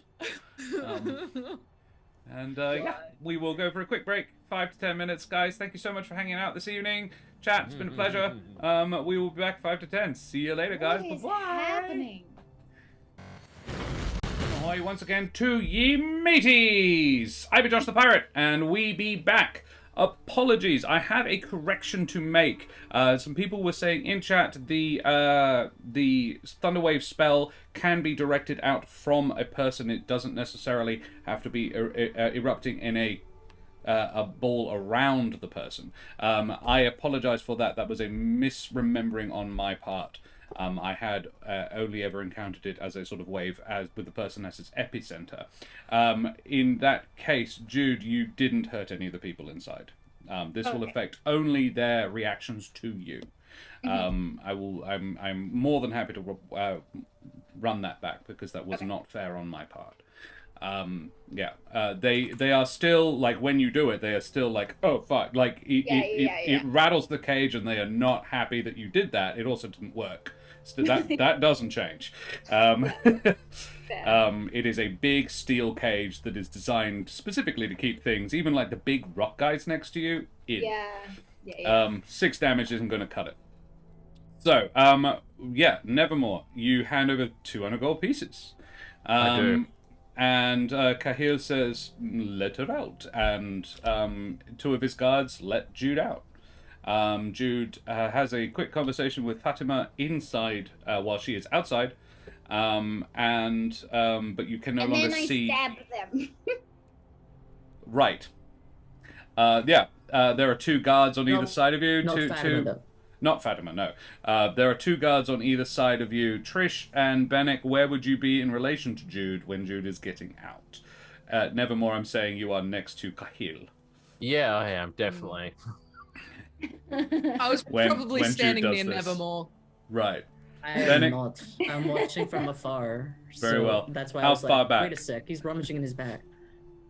I had the said impression you were 60 no more feet than from Cahill. Yeah. If you were doing Because I had to make sure I was in counterspell range in case he does like some mind shit. Very well, yeah. He does not appear to have done that. However, So the whole caravan, this is going to initiate combat, but Jude, you are going to get a free attack or 2 because you have extra attack. Make a pair of attack actions at the 2 guards who you just. They never disarmed you either. A 13. Ooh, 28 crits. That'll do. Let me just check the 2 guys you were standing next to. A 13 does not hit them, but the 28 straight up murders one of the 2 guards that you are standing next to. You basically just bisect him, Jude. I'm assuming you're not burning a spell slot because you didn't say you were smiting. You just carve the guy right up as he's helping you down out of the cart. You hit the ground, you say thank you, and I don't know if you say thank you. You can choose to do that or not. Roll initiative, please. Anybody who wants to. Is this going to be Theatre of the Mind, or this is going to be Theatre of the Mind. I do not have the facility to do all do good, that. buddy. All good. Don't worry about it. Whoa. 22, Trish. 15 for Nevermore. Jude gets a 6. Benneck 15 as well. And I'm pretty sure Benneck's dex is higher than Nevermore's. Correct. B That's all gets a I'm dexterous 15. Nevermore gets a different and slightly less 15. Trish gets a 22. Jude fortunately goes first, but got a 6, so Jude basically went first of the round before. And everybody else, so shiny and good. Oh dear, Cahill got a natural 20, plus his 3. So Cahill goes first, actually. Managed to beat Trish by 1. The other guys got a 5 and a 19. So, the Flamey boys get a 19 plus their 1, I think I want to say. 2. 21. Not quite Trish. Flames. And then the other guys, in fact, they're called, and you don't know this, but Jude has heard of them described as Lahabs. Or they're actually just called Lahab. And so Jude. And then the other one was a 5. So they would go after Jude. Or would they? Hang on, let me just check. What's there? It's a +1. They equal Jude's. Jude, your dex is what? My dexterity is 12. In which case the guards also go after you. They get a 6, but it was the same as yours, so they'll go after. Because you initiated combat. Jude, you have just bisected one of the 5 guards. Cahill makes a sort of warbling cry, In fact, no, Cahill doesn't. He is going to spend his first turn saying, "Please, there is no need for this. We have made the transaction. Restrain your property." To Nevermore. He does, however, draw a big scimitar and his barbed lash. And he says, Oh. "Do so now, or I will take it out of you." Yeah. He does I not hear seem that. overly fussed that the guy died. I would arguably look just as shocked as Probably. Which is Khalil. what I'm assuming, which is why he reacted the way he did. Yeah. Trish, it's your turn. Listen, I didn't need much of an excuse to fight this bitch. I am going to use my bonus action to go into a rage, which has Excellent. never felt more appropriate. Nice. Burst rage! I Burst feel rage, the baby. fury Right. pumping through my veins. Yeah. And also, since I'm standing next to Nevermore, flanked? Sneak attack? Sure. Excellent. I'm going to take my Ember Lance and just go for the gut, for a gut stab. You do that. Ah! The Ember Lancer's tip bursts into righteous flame. And Maiden Voyage of the Rabid Raccoon. Nice, Omi. Like it. Ah! 12. Doesn't hit. His drawn scimitar deflects it down and says, "Oh, I see." And he smiles with what you look at, what looks like "Oh, good. All right. Take them alive." He roars. It's Trish. You can do something else now if you like. You can't attack anymore, but you can do other things. Oh, I could scoot back, but it feels like a coward move to leave Nevermore there, so I'm just gonna stay. The barbarian doesn't hide behind the wizard very often. Yeah, that doesn't seem right. Doesn't feel good. Benneck. Alright, I take out Oh, my I do bow. apologize. The Lahab Oh. first. Jude, 4 of these little fire elementals make a beeline for you and surround you. Each one is a little bit taller than you are, and each one is going to make a grab attack at you, basically. So. Wish me luck, chat. Wish me luck. What's your AC? 15? My AC is 15. Yes. Yeah. I got a 16, a 7, a 1, and another 7. Their pluses are not particularly good. It makes it 2 11s, which do not hit, and a 20 that does. So Jude takes 8 fire damage. Could have been worse. Okay. I'm fine. Everything's fine. You would normally have resistance, but you're on the plane of fire, so you don't. Did our amulets not give us? The amulets give you fire resistance everywhere other than on the plane of fire, where everything is fire, and they're currently fully occupied keeping you alive. Yeah. So no resistance to that one, I'm afraid. However, the other 2, one is going to attack Nevermore, and the other is going to attack Trish. Come to their boss's aid. A 2 and a 10. Does 14 beat either of your AC? No. So yeah, they're fairly rubbish as it turns out. Then it's Benneck's turn. I apologize. Go for it. Hello. So it looks like the boss can fight, question mark? Yes. There's a sword out? Yes. Man. I take my bow and I'm like, I can't believe I'm like doing a highway robbery right now. Shit. at the boss guy. Yep. Make A heal. an attack. You heal. No, at Kahil. Oh, Kahil. Right, sorry. Nope. Conflict. Oh, no. His AC isn't Sniper, crazy but- high, you just haven't beaten it yet. I'm doing the thing. Oh. I continue to skirt. I stay within 60 feet of that asshole, but I just Very well. like You make rotate towards Jude. You track around. Very well. Yeah, Nevermore, it's your turn. No one else has done anything yet. Alrighty. So there is a number of fire elementals around Jude. Yes. How many of those could I hit with an AoE spell such as Shatter? Or they are all adjacent to Jude, as is one of the guards. Okay, so I can't like clip a couple of them, maybe. Oh, you could definitely clip 3 at most. One of the 3? guards and 2 of the elementals, unless you put I'd like Jude to do in that. the area effect. I'm not going to do that. So I'm going to. Jude's got the What the hell, perfect spell Jude? for this situation. I'll hold my hand up. I'll hold my hand up to Khalil, and I'll start stepping away. Sorry. What the hell? And I'll step 10 Make me a feet deception towards Jude. Come on, roll high. This is to determine whether or not he... Yeah, he still thinks you're on the level. He rolled a crit 1. Yeah. All right. Oh my Well, in God. that case, I'm holding my hand up, stepping away 10 feet, and then I'm going to shatter them.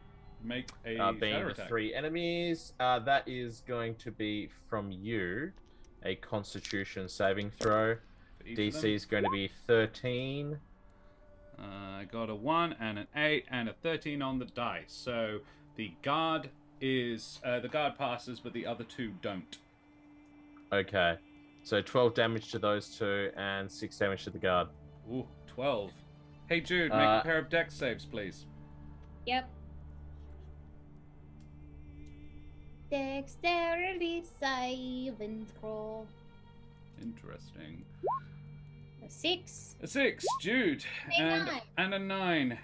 Yeah, Jude, you're a little bit surprised when this booming, shattering blast goes off, and then the 2 little Le Habs standing next to you explode. Ah!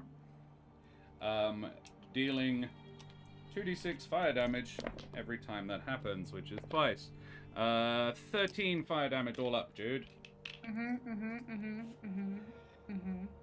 But they're Oh, dead shit! now. Oh, damn! Sorry! And how much? Supposed to hit- And the guard takes 6, is it, Nevermore? Because he passed? Yes, correct. Yeah. Guards take 6. Very well. Yep. And that's me. I'm now standing 15 feet away, I'm going to say. Very sensible. Yeah, you do that. One of the guards has taken 6 points of thunder damage, specifically. Yeah, you do that. It's now Jude's turn. Okay. I will stab again. Jude, are you still message connected to Fatima?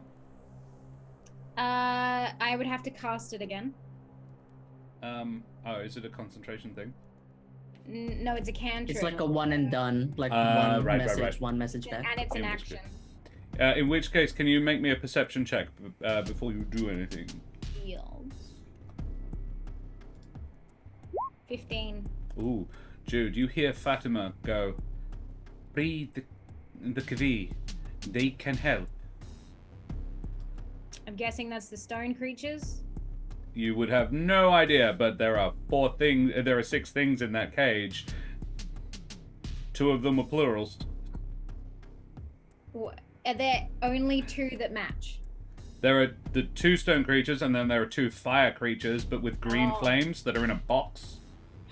They're in a cage. I'm gonna go for the stone people if they're closest to me and not in a cage. They're all in the same cage. You are all in the same cage. Okay. Who's closest to me? Which pair is closest to me? They're all in the same box. I'm not sure what you're referring to. Like, I'm out of the caravan. Yes. So if I get back up to unchain people or cut They're them not out chained. Oh. They're just How do in we a get- box. Oh. They're in a locked cage. That's all. Oh. You know that locked cage you couldn't open before? I smashed the lock then. I thought the doors were open because the guards that were letting me out, I'd stabbed them before they could relock. Oh, I see. No, they were very careful to close to lock the Yeah. door as soon as you did. You will have to break the lock. You can use your weapon now that you're on the outside and can see said lock. Yep. Make an attack against the lock. And I would note this, and you can do with it what you will. It has already resisted small amounts of magical damage. Okay, I'm just gonna use my sword then. Yep. Roll high on the damage. Oh. Small town creepy. It's probably because I have a noise gate on my microphone. Sometimes it just does that. A 9. Oof. Yeah, Jude, you just bash away at it, but it doesn't seem to affect it. You do have an extra attack, though. I do. I'm going to do it again. Yeah. Ooh. Yeah, that would hit. And I'll give you advantage because it was a stationary object that you are now very much standing next to. However, to get to it, you would have had to move away from the 3 guys who were surrounding you. Are you okay with that? Because you're going to cop some reaction damage. Yep, go for it. Okay. 14, 15, and a 7. The 7 doesn't hit, but the other 2 do. So it's probably going to be a spear attack, and which is actually not as bad as the touch attack from the other guys. 10 plus a few more. 16 all up. Oh no, sorry, 13 all up. That does not. No, 13 damage. No, 13 damage. Got Yeah. it. And you break it. 18 straight up damage on this thing. Yeah, you shatter the lock. And Oh, no, never mind. what? I was going to say a bonus action cure wounds. It's an 'cause I need action to cast Cure Yeah, Wounds. yeah. It's a, It's not an action. It's a bonus action to cast sorry, not Healing Word. Healing word, sorry. You can Healing Word, definitely. Yeah. Yep. It's 1d4 plus your Yeah, spellcasting ability modifier, I believe, which is 3. Yeah. Oh no, 2. It's charisma. It's 2. Okay. 6. 6, because you add your wisdom to it, I believe. Your charisma to it, I believe. 4. Yep. Pretty sure that's the way with Healing Word, guys. Yeah. I hope so. Yeah, you do that. You smash the lock. Jude, do you do anything else? You are not in base contact with anybody else, so you are free to move.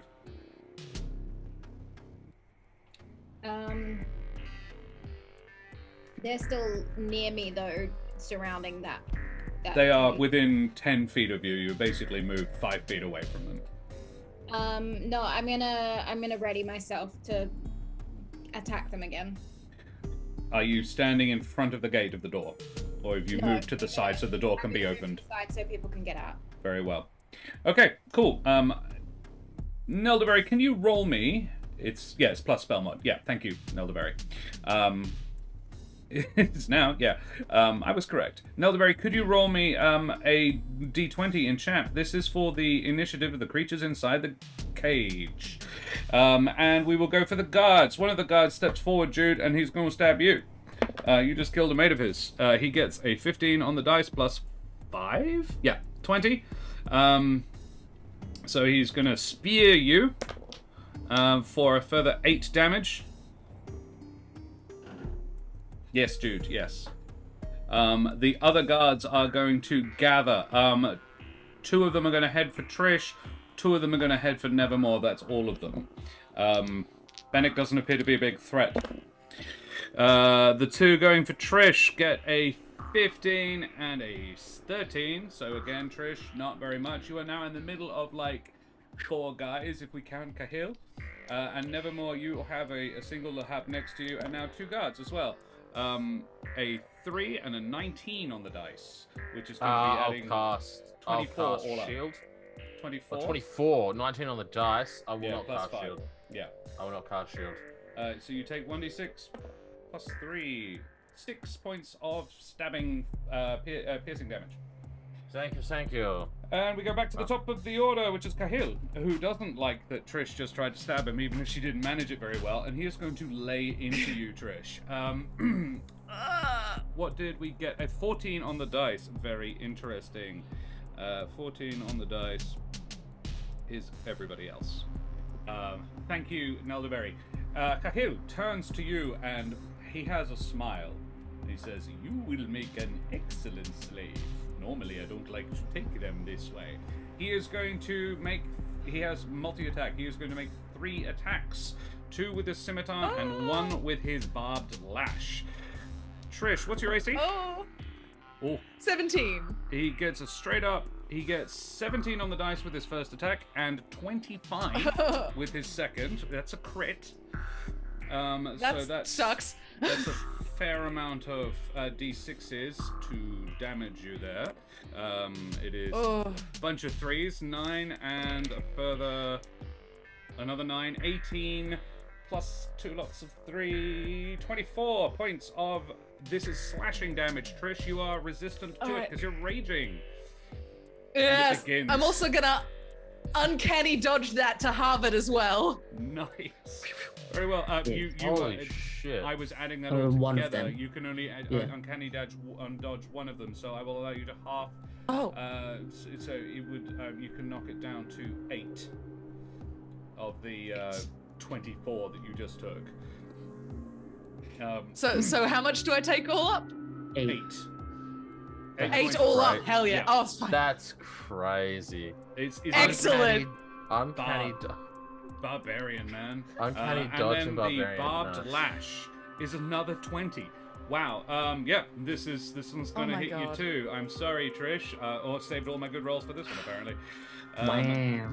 This one does. That's 10 on the dice plus a further 1 more. 2 more. 12 on the dice plus 3. 15. This is slashing damage as well. Trish, can you make me an athletics or acrobatics check? All right. I'm better at acrobatics. 15 would be halved to 7 for you as well. 15. Yeah, you manage to, it sort of wraps itself around your leg, but you manage to free yourself, so you're not grappled by this. And now it's your turn. Say, you're gonna have to do better than that. He said, you All right. also will have to do better. Go for another I stab. freaking will. He is not. Yes, I am however, going to stab. He is not flanked now. Fair. Never I'm gonna moved away. stab him with my big fancy lance. Very well, do that. A 26. That hits. Thank God. All right. And because you are I raging, go right. it does 5 fire damage and 10 piercing damage. You And the 2 leap rage damage. The rage damage is fire damage. It is counted in the 5 fire. It is doubled plus 1 because it's a plus 1 weapon. Oh, okay. When Trish is raging, she gets 5 rage fire damage. And when she's not raging, the spear does only plus 1 normal damage. Okay, though. It's not on fire. So Alright. 15 of which 5 is fire. He is a fire creature, but the fire does seem to injure him. He is resistant, not immune. So he takes 2 of the 5, but he does take the full 10 piercing damage. So, yeah, he takes 12 damage. I go for a gut shot with this, and I say, "God, it feels good to be fighting someone I can just hate." Yeah, he grits his teeth as he glares at you from what you've done. Doesn't like that at all. Next is Benneck. Oh no, sorry. But once again, I apologize. I keep forgetting them. Next is the Lahoob. The Lahoob are going to. There is 2 next to Trish, 2 next to Jude, and. Oh no, sorry. There's 1 next to Trish, 2 next to Jude, and 1 next to Nevermore. The one next to Nevermore gets a 4. The one next to Trish gets a nat 20. Oh, what the hell? Bruh. Is this the harrowing for Trish? What's going on? Wow. Trish, that's 19 fire damage, to which you are not resistant. However, you have just had your turn. So the uncanny dodge would probably be sensible. Oops, she's frozen again. I imagine she's. Am I probably- glitched out? Yeah, you did a little bit. Yeah, you have just had your Okay. turn, so you can use your reaction to uncanny dodge. Yes, please. Halving that down to 9 points of fire damage, which is significantly less All unpleasant. right. And then the 2 who are next to Okay. Jude are gonna get a 1 and a. It's all up. It's a 17, Jude, That hits. for 8 points of fire damage. I pass out. Jude goes down. Jude, for flavor, I'm going to say that you grab onto the gate to support yourself, and as you fall, the gate pulls open slightly. Just slightly. Benneck, it's your turn. I don't have any healing. Jude's the healer. Oh no, yes. She was also the one in the indeed. cage and did do a very good job. Yeah, it's fine. Okay, well, I did say I rotated towards Jude, so I think. How much of my movement is it to get to within 30 feet of Jude? About 30 feet. Oh, good. I used my movement to get to Jude, or within 30 feet of Jude. Yeah. And I can't believe I would pull this out now, but it's gonna happen. What are you He going to closes do? his eyes. Benneck closes his eyes and focuses his magic, and the cloak around him starts to like, the glassy like cloak starts to like fray and fracture and darken as I cast life transference to Jude. Ooh, interesting. How much life transfer do you do? I take 19 damage and Jude heals for 38. Jude, you're back up to 1 off max, right? No, I've got 43. Oh, right. There's 3 of you with 43 hit points? What? Yes, there is. Yeah, wow. That is insane. Yeah. Benneck, you take That's 19 wild. points of, I think, necrotic. Yeah, 19 points of necrotic damage. Benneck. Yeah.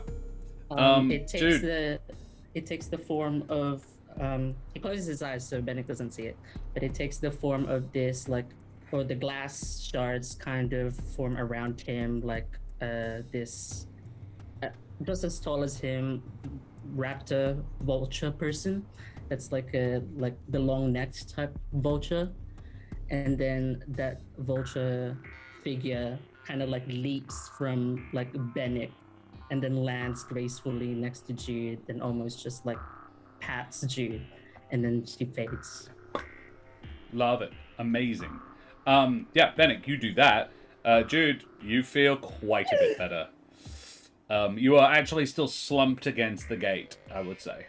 Okay. You barely dropped. Nice, Benneck. Nevermore. It's your turn. Jude has 2 guards and two Lahoub and a guard next to her. Her. And Jude's a guard. I have 1 Lahoub and 2 guards. You do.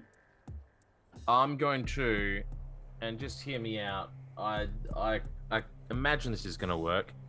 I can trigger Fireball to release and explode at a particular point, right? It doesn't have to hit something to explode. I can trigger it. So what I'm going to do is I'm going to trip and fall over, fall prone on my back.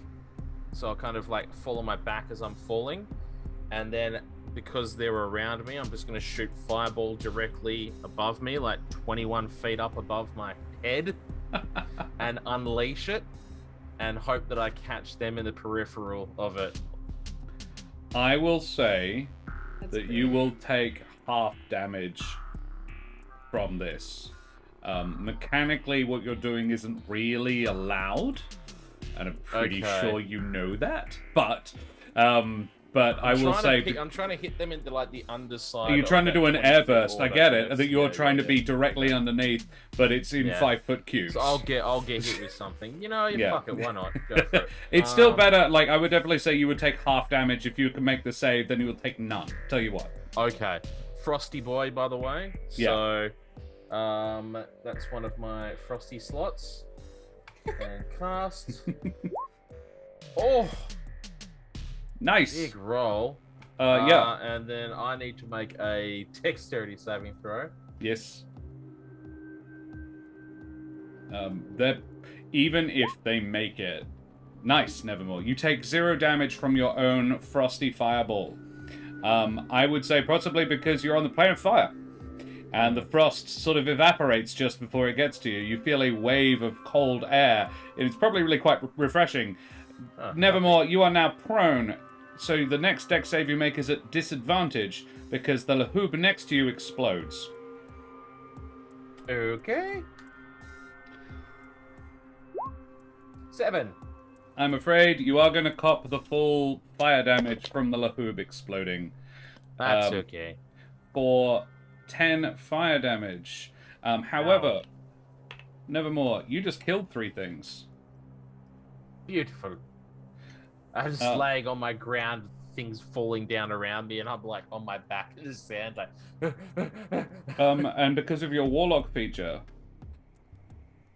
is it whenever you kill something? Scheisse. Give me a second. I'll find that right now. Damn, Because I am a nice DM who reminds players of their awesome abilities that they're not using. Yeah, it's just because my character sheet hasn't been properly updated. I know, and I to apologize. I incorporate haven't. this like, stuff. Yeah, that's all right. So we said that it was Soul Siphon. Yes. When you reduce a hostile creature to 0 hit points, you regain hit points equal to your charisma modifier plus your warlock level, minimum of 1. So it'd be 4 hit points for each thing, but it's doubled if they were elemental, fiend, or celestial. Were they? One of them was an elemental. The other 2 Okay, were not. so I get 16 hit points back. But you do take 10 fire damage. I do. And the order is you get the stuff back, and then you take the 10. Okay. Because cool. you killed them, and so then I would have gone exploded. to max life. I would have gone to max life, and now I'm down to 10 again. 33. Yeah. 10 down from 43. 10 down. Yep, cool. Yeah. Cool. Jude. Thank you for reminding me. You are very welcome. Jude, you wake back up just as you feel a tremor, a really powerful tremor, push the gate back. Your arm is hooked through the fencing, so you sort of swing out. Not injuring yourself, but you're like, what? As this enormous pair of rocky beings burst out of the back of the caravan. One leaps basically through the creatures that were attacking you, demolishing 2 of them as it passes through them. Both explode in puffs of fire that do not seem to incommode the stony creature at all. It then falls down, bringing both of its fists down on the guy, on the guard, who is just crushed beneath it. The other leaps up onto the top of the caravan and runs straight for Trish and the guards surrounding her, the only ones who are now still alive. It does a flying leap and lands on one of the guards, crushing him to death beneath her. Fatima goes up to the gate and pulls it back towards the back of the caravan so you can get down, and says, I think the Kiwi will help. And she helps you off. And Jude, it's your turn. There is only a single guard and a single Lahub next to Cahill, at the front of the caravan. Near Trish. All the other enemies are dead. Next to Trish. Yeah. How sorry, far away is that from me? 40 feet. Okay. I'm going to heal myself. Actually, no, I've just been healed. You're basically almost at full health. Yeah, no, never mind. I forgot that I healed you for 38. Is that not enough? Yeah, no, I'm fine. I'm gonna run at Cahill. Sure. You can throw a javelin. Yeah. How does dash work? I don't have dash. You can use dash. Dash is basically you use your action to move twice. Yeah, but then I can't. But then you can't attack. So, yeah, I'm going to throw I'm gonna get 30 feet to him and throw a javelin. I am also going to remind Jude of one of her abilities as well. You can, as a bonus action, give Bardic Inspiration now. Oh, yeah. Yeah, cool. I'm going to throw a javelin. Yep. And then I'm going to give Trish... You can even throw 2, because you have extra attack if you like. Yeah, I'm going to throw 2 javelins, and then I'm going to give Bardic Inspiration to Trish. Very well, you do that. Javelin. Nope. That does nothing. 25 does. 10 piercing. For 10 piercing. Gosh, that must be nearly max. It is max. 10 piercing on Cahill. He takes a javelin in the shoulder. And sort of, gets sort of battered by that. And then what do you say to Trish? I play a little ditty. Okay. What on your new flame flute? Yeah. Very well. It kind of sounds like the tune from Pokemon. Okay. From Pokemon 2000 with the ocarina. Right. Okay. Yeah, Trish, you have a level of bardic inspiration, which is, I believe, a D6 at this level. Hell yeah. So you can add that to any ability check or attack roll you use, or damage if you want. Fantastic. And now the guard Fantastic. standing next to you, Trish, it is going to attack the Kavi that has just arrived and smushed one of its mates. He got a 17 on the dice. It stabs the Kavi. The Kavi does not seem bothered by that. It takes damage, but the Kavi just turns around and swipes at it. He ducks underneath it, but yeah, we go back to the top of the order. Kahil is going to use an ability. He raises a staff and points it at the Kavi. This is a rocky staff that he pulls, like a wand, a small wand, well, a decent sized one, but he pulls it out of his belt and wafts it at the Kavi, and the Kavi seems mesmerized by it. It doesn't have eyes, but it seems to be looking at the wand. That is, however, its whole turn. It's a magical effect. charm? Okay. If it's not a spell, I can't do anything, but I was just like, is this charm monster? I'm not sure. That's all. It is not. No. Trish, it's your turn because he has had to use his whole turn to restrain his escaped prisoner. All right. Well, while he is looking elsewhere, I'm going to go for a stab. I'm shorter than him. I'm sort of going for an uppercut, but with a lance. He is definitely flanked now. Oh, good. Good. I gotta roll my... I would like to use my bardic inspiration to try and add to that attack. Good idea. I will add a d6. Big money, no whammies. No, sorry, you missed. It's fine. It's fine. He deflects His head's it with too the small and stony I- staff. It's fine. Yeah. That's it rough. then. That's all I do. Yeah. You're now playing a level 1 barbarian, not a level 5 rogue. You just a level 1 barbarian that does a fuck ton of damage with that one hit that they It's do. just... Yep. All right. It is Benneck. It is the Lachub, but the Lachub is going to attack the fire elemental, the stone elemental, the Kvi, and doesn't manage to do anything. I'm reasonably confident. It doesn't even damage it. The Kvi is definitely the thing they are all concerned about being free, not Jude or Trish.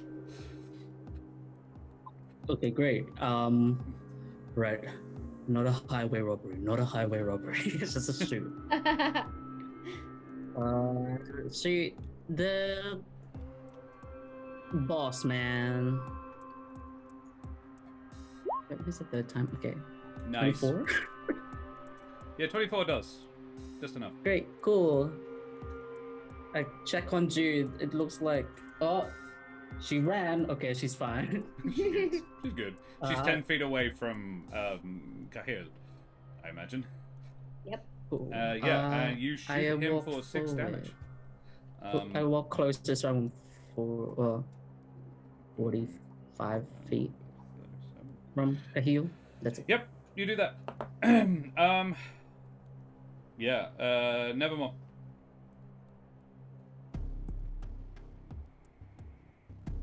Sorry, I had myself muted. Nevermore drops to his, rises to his knee, and drops into a cool little stance, and will shoot a soul bolt at Khalil. Yeah. That will be a. Let's make it. We'll make it frosty. We'll make it a frosty soul bolt. And that is, I don't know, it says firebolt. Celebi. 21. Is that gonna hit? Yeah. For 7. Oh, yuck. 7 points of frost damage. Frost damage. Out of a possible 20. However, this appears to do Yeah, this appears to be really quite unpleasant for him. He seems to be sort of, it seems to knock him for 6. He is almost knocked to the floor by it.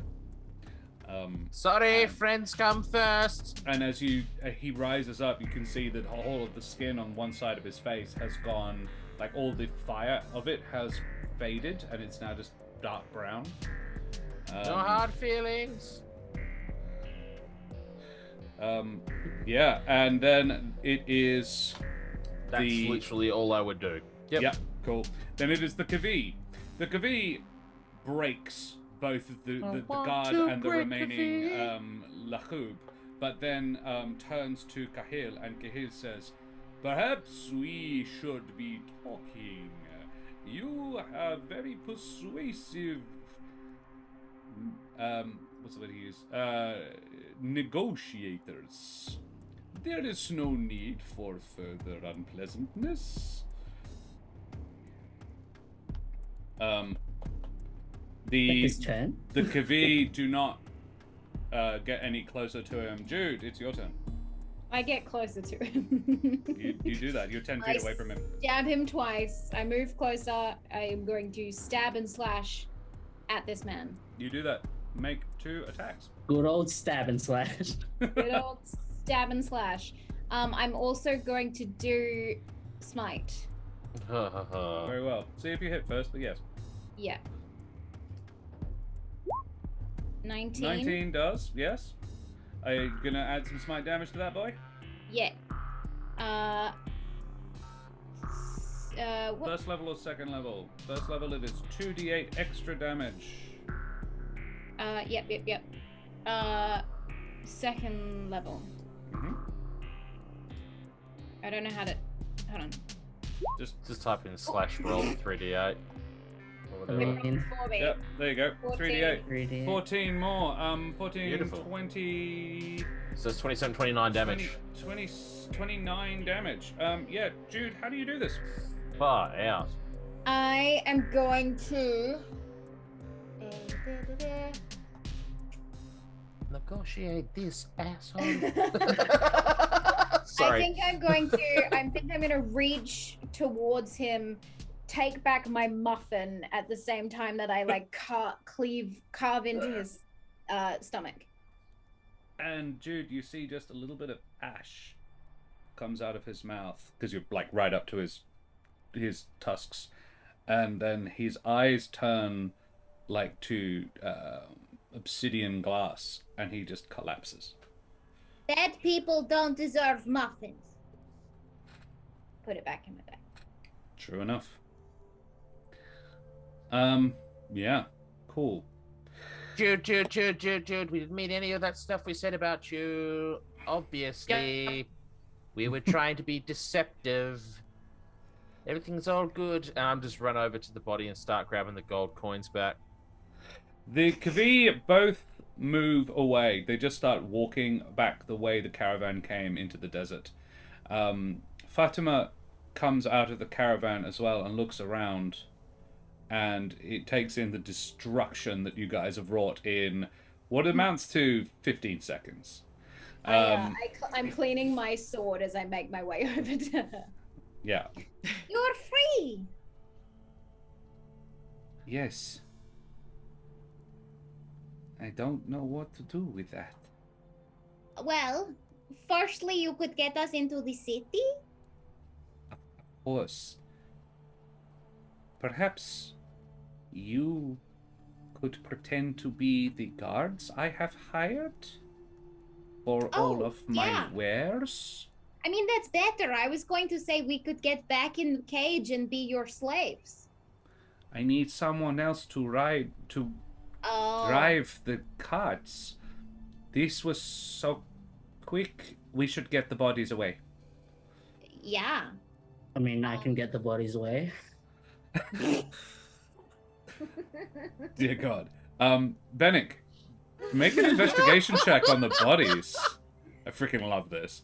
How quickly can Benneck eat bodies? How fast can you pound 6 bodies?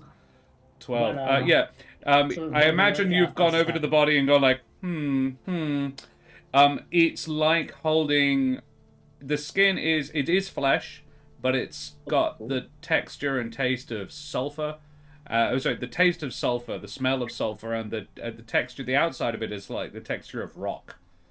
Not like hard rock, but it would be very unpleasant to chew. So like overcooked pork belly. Yeah, but even less edible. Yeah, I would say through your investigation, basically, these guys are not something you could eat. But I can just cut the outside, right? Yeah, you would peel off a this layer one up. and find out that the inside is exactly the same. Ah, shit! I'm so disappointed. I guess No, I'll be nice. Yeah, the inside is... It's You don't still, have to be nice, Josh. I'm it's- about to eat a corpse. I just don't think you can eat Fatima just 7. watching Benneck skin these beings and eat their flesh in front of her. And you haven't Cool. even asked what they're called. Yeah, Fatima is busy sort of like, quickly, the ones on the wall, they will probably see. We must be fast before they notice that this has happened. I channel the eating competitions. I'm just dragging bodies back onto the like cage cart. They'll Yeah. be so full. The two glowing creatures inside the green ones, Jude, Oh yeah. they come out and sort of look around. Then they say something to Fatima that you couldn't understand. But Benneck and Nevermore, you can make perception / it would be intelligence checks, straight intelligence checks to understand. I'm eating. I'm sorry. I Nevermore. have comprehend languages, but unfortunately it's a ritual spell, so Yeah, I would yeah. have to, yeah. Nevermore, they're speaking, they are speaking a dialect of Orin. Okay. Oh. The green things were speaking a dialect of Orin. Yes. Can you just You muted What? yourself. can you just describe what they look like again? They are humanoids, in the broadest sense of the word. They have, like, imagine a child's drawing of a human, just sort of blob, blob, blob, blob, fire. They move like humans, but they have no real features. It's Okay. just walking bonfires in the shape of a man, and the flames are green. Are they Oh. air elementals made of flammable gas? It would be almost impossible for you to tell. But yeah, they seem to be speaking Orin, and Fatima seems to be listening and understanding. Oh. What are they saying? They ask if they are free as well. Mhm. They understand your language, but don't speak it. You are free. You are your own masters now. They say they cannot return to whence they came. And they ask to stay with me. I will protect them. That is lovely. I will tell them that for outsiders they must act like my slaves, but they are not. I will never keep a slave. This one, on the other hand, he says he knows you. Oh, He knows that one. And she points at Trish. Oh. you know Trish? How? And the little steam method is very small. It's much smaller than any of the ones you've fought before. Looks at Trish and says, Kesh.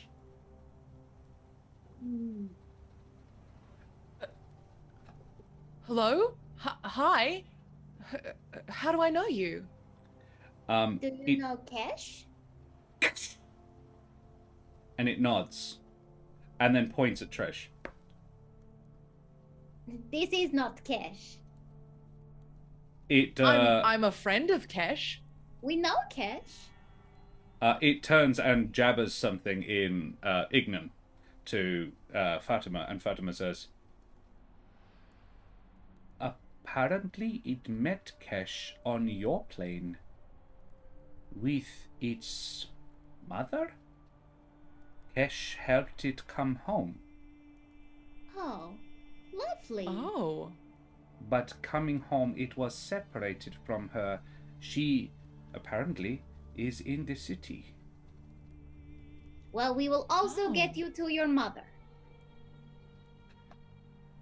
I did Yeah. wonder. It's Yeah, we made can of help you. smoke. It could easily have gotten out of the cage. I Maybe wondered why it was used in coming. that right? Protection from the sun? Perhaps. And it nods. And it seems to smile. This method is basically like a...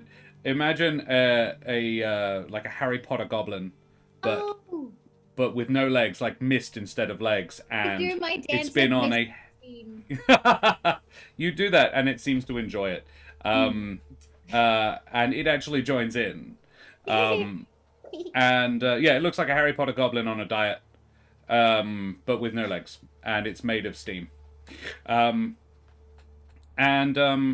I think we will leave it there. Unless, Nevermore, sorry, you have something to say? I was just gonna say, well, before we get into the city, is there any chance you could give us an idea of what we're about to walk into? And obviously you don't have to do that now. But Yeah. I turn to my companions. I'm probably gonna, I don't know, I don't really have a way with diplomacy recently. Maybe you guys should take the lead on any kind of communications happening. Maybe you could be my slave. Oh, we did just figure out that we both have message. Jude, I just paid 200 gold pieces for your freedom. I mean, I Yeah. got the gold back. Technically, you're my slave. No, You were my slave for a very short period of time from what it took you to get out of the back of that cage. I meant pretend to be my Oh, slave. okay. I'll be your slave, sure, why not? What's the worst that can happen while I'm gone and not here to control my character? That's all really specific. And I'll just leave that to you guys. You're welcome. Yeah. And- Marvelous. Well, I think, yeah, we'll leave that there, everybody. Well done. Thank you very much. Yeah, good job. You freed the slaves, which was the story I wanted We to tell. murder. By murder, but you know what's... Cool. Awesome. Well, let us have a look-see here. Firstly, we need to put on some more appropriate music than this depressing outside the city of molten glass music. How about some Avernus rock music? There we go. It's a bit more exciting. Alrighty. Let us talk about our favorite moments, shall we? Thank everybody. I'd love to thank everybody for watching and playing. Thank you guys so much for joining us here on Roll for Damage this evening. Thanks to Serum for his amazing work. He wasn't actually running the stream tonight. I was, but he still helped me get it set up in record time, and he's super duper sick. So send the love to Serum. Thank Breepie, our wonderful artist. Check out her amazing work, their amazing work on their Twitter, I believe, is the best place to find Breepie. It's that one there. Yes, I remember good. Okay, and we also need to thank, of course, our amazing sponsors, Wooten Forge, the purveyors of WA's finest handcrafted wooden tabletop accessories. It is support from people like them that allow us to keep doing what we do and make cool content like this. You should also check out their website, woodenforge.com. At the moment, thank you, Spina, for some new amazing items that they are selling. They have got some new dice trays out made of Australian chewit wood. I'm struggling to remember. I wrote it down at the very beginning of the thing. Chewit hardwood, and you can get different kinds of leather inlay for it as well. There are 3 different kinds. You can get the Bordeaux leather, which they didn't use to stock, so that's very exciting. Right, guys. Oh, no, we don't want to do that. Just keeping the music balanced, because turns out that one's very loud. Alrighty. Let's talk some favorite moments. Oh, yeah. Humble 2. Use Humble 2 at the checkouts. Sorry. Okay. Favorite moments. Who wants to go first? I think we should do yours. Ooh. Ooh, Ooh, neat. changing Mix it some up. shit up. Let's do a Very little well. flippy McFlip face. All right. Who wants to take it out of the game? I mean, You traditionally do. the person goes first. I can probably You come do. up with a Go for favorite it. self moment. I Wait, no. All right then. Go on then. Because you're gonna take the coolest ones. I don't know that I am, but go for it. All right, I'll go last. I can say nice things about me. I think it has to be the description of the city, the crystal turning wind chimes with the halo and the like floating down fire bits. I'm like, fuck, that's cool. Thank you. Yeah. Yeah, I'll take that. Thank you. Yeah. Now you can. No. Other people can tell, and I'll go last. Like, I Mitch was usually go muted, last. so- Sorry, I was talking and then I realized I was muted, so that doesn't really help matters. I appreciate the fact that Khalil was so open to negotiation, and that's basically in their nature, I would assume. And the whole like no lying kind of aspect. So yeah, I just appreciate the way you role played, the negotiating, and just being like, oh, you want this person back that I was about to drop off? Well, you're gonna pay. Yeah. So that was cool. And yeah, I would like that we've got to both negotiate for it and also have a fight. I was like, they'll probably do one of the others. They could also have tried to break Jude out. Yeah. Just like Small Town Creepy, my favorite moment was Kahil, but in different, like to be different to what Mitch has said, it's like at the start with just how much finesse he finangled Jude's like ignorance to stuff to get her like, yeah, she went in the cage. She did it willingly. I'm like, oh, bitch, no, this is like entrapment. You probably figured it out, but the D100s you rolled dictated where you all fell. Yeah. The only rule I placed on it was that one of the two bird folk had to be the one that appeared 300 feet above. So Yeah. it was the That's fair. lowest of the bird folk got that one.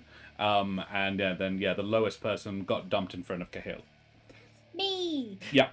And it was perfect. That was another issue of the dice going, yeah, love it. That's the story. And then Jude completely failing the to notice her friends when they'd all spotted the caravan, but she didn't spot them. Yeah, perfect. Love it when the dice agree. Great. Favorite me? I liked the Steam Mephit tie-in. That's fun because like it's nice to remember that the rest of the world exists while we're off doing our missions. Other people are doing other things, and it was really clever, and I enjoy that. It's good. Yeah. Thank It was you. fun. It was clever. What is fun is that, and you only know this in meta, that happened a week after you left. Oh. Oh Huh. fuck! Wait, this after shit. we ported to the water realm? Yes. Oh, shite. Oh no! Or Oh, planar time no. shit. Yeah. We're gonna get back in like a year has passed. Yeah. Ray Um, one, Helvig. Why'd you have to go and die and be so difficult to get back? Small Town Creepy Trish is favorite. never gonna teleport my again. fault. Small Town Yeah, Creepy stab favorite me. DM. Kahil loved hating him so much. Favorite DM, yeah, the B squad, the Mephit from the B squad. Yeah, I really enjoyed putting both of them in. More when she will be in the city as well. My favorite me moment.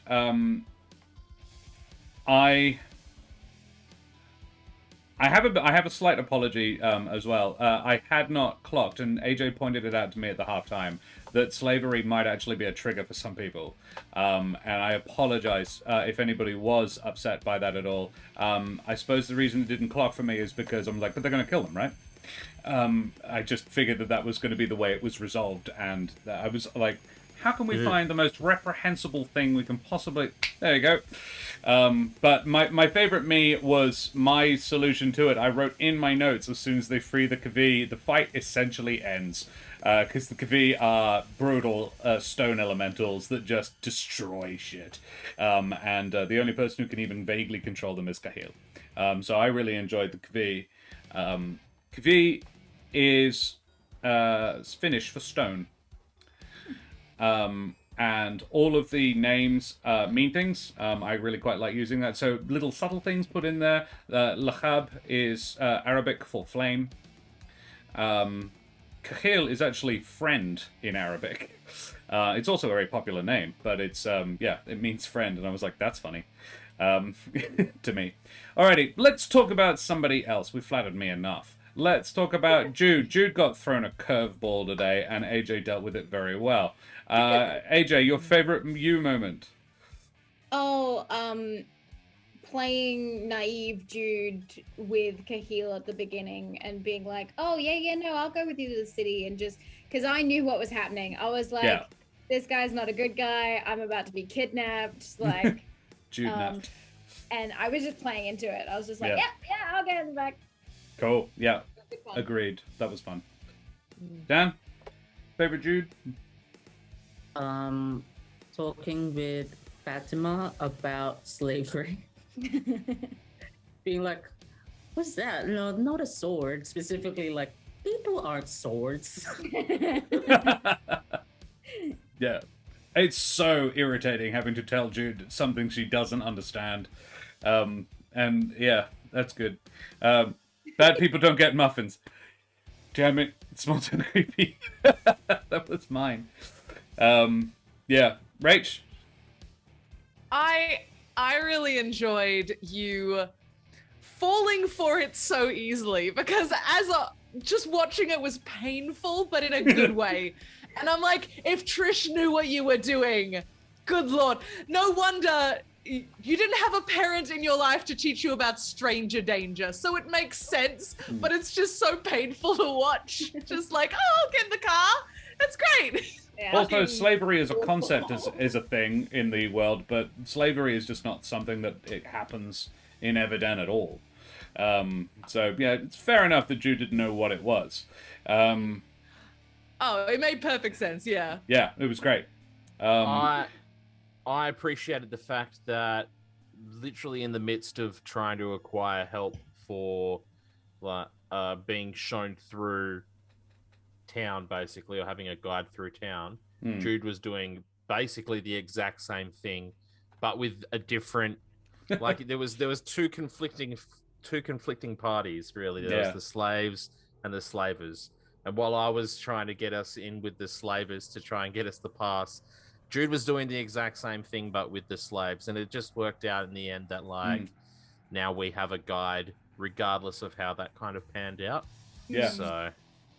So that was really well done. That you kind of offered the freedom and gave this person this real sense of, worth, I guess. So. Yeah, definitely. Yeah. My favorite Jude, I want to go with what Small Town Creepy said, but I'm actually going to say the thing that didn't, because we retconned it didn't happen. I'm really sorry, I didn't mean to kill people, and the healing. Oh, wow, my bad, sorry, I didn't know how that spell works. Fixing up the surviving slaves in the cage. I think I'm never afraid to make bad choices as Jude because I feel like Jude hasn't gone to magic school. Jude doesn't know these spells very well. So I'm never afraid to be like, oh no, Jude tries something dumb because I suppose that was also why I figured it was the aura. Yeah. I think I was aiming at the gate, but no, I liked that. Favorite Jude getting out of the cage, immediately going to stab mode. Favorite Jude slice without question. The moment she understood the people were bad, she decided they must die and no backing off. The whole section with all the options felt very Skyrim video game. Cool. Alrighty. Well, let's talk about Nevermore. Mitch, what was your favorite you moment? Seeing an opportunity to own Jude in a sense, even just for a minute. Even just for a minute, and like going for it knowing that, hey, this 200 gold piece is probably going to get me a bunch of stuff, but it's also going to get me the freedom of my friend and bullshit trash talking for like the next forever long. So I'm definitely going for this option. And Benneck's like in the midst of talking me out of it, just being like, "Oh, you sure this is going to be?" No, it's fine. So that was just Nevermore thinking like that. Yeah. Yeah. Dan? I really sorry, like. Rach, go for it. I was gonna say, I can't see any of your faces because it's glitched out. So I'm like, who's gonna talk? Fine, it's fine. I really liked you being like, I'm hot. Why isn't anyone paying attention to me? That was so fucking funny. It's so funny though. Don't worry, we don't have to put up with it next week. I'll just every now and again mention that Nevermore is still hot. I really liked the purposely tripping, falling prone, and casting fireball upwards. I'm a big advocate for creatively using spells or attacks in like a different way, and I thought that was really clever of Nevermore. And just the fact that it then became like a little light shower of cold air for him as well was really quite nice. I'm just like, it's a really nice idea, but mechanically it's not allowed, but I do rule of cool. All right. Yeah. I think that was a fair ruling as well by you in terms of like the impact it would have had on me. So, like, it's a super cool mental image. It's very like Die Hard. Like dropping to the ground and throwing a grenade above you. And then just watching it fall back to your face. Crap. Oh dear. What I was gonna say was I like the visual of Nevermore or falling stuff. Just like, yes, yeah, I can just glide. It's easy. I'm a bird, and it's like, yes, updrafts, 3 athletics, just like. Just like a kite caught in a fucking gale force. Just the trick is it's thermals rising air. Trying to land in that is surprisingly difficult, I would imagine. My favorite Mitch was the negotiating. I really enjoyed him talking to Cahill, and I love Nevermore's pandering when he deliberately goes very sort of not subservient, but when he immediately was like, I can tell you're extremely clever and pretty, and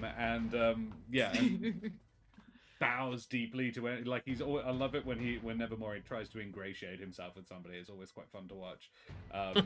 He's got and now he has the highest charisma in the party as well. He is the negotiator. Cool. And we had some lovely ones from chat. Nevermore, Jude, I swear, we didn't mean those things. Yeah, that was lovely when he immediately apologized after the fact. The squawk mid-air, the image gave me some mental chuckles, yes. Also, my god's Nevermore slave Jude, now canon, also not realizing Trish was lying and being like, yeah, she's shit. Alright, let's talk about Trish. That's such a dick thing. Rach, what was your favorite you? I liked going into a rage for the first time. That was a lot of fun. Embracing the beast. That was good fun. Yeah, it was a real shame of like you rolled quite badly. But yeah, when you hit, you hit. And hey, I gave you a guy that wasn't immune to the fire damage.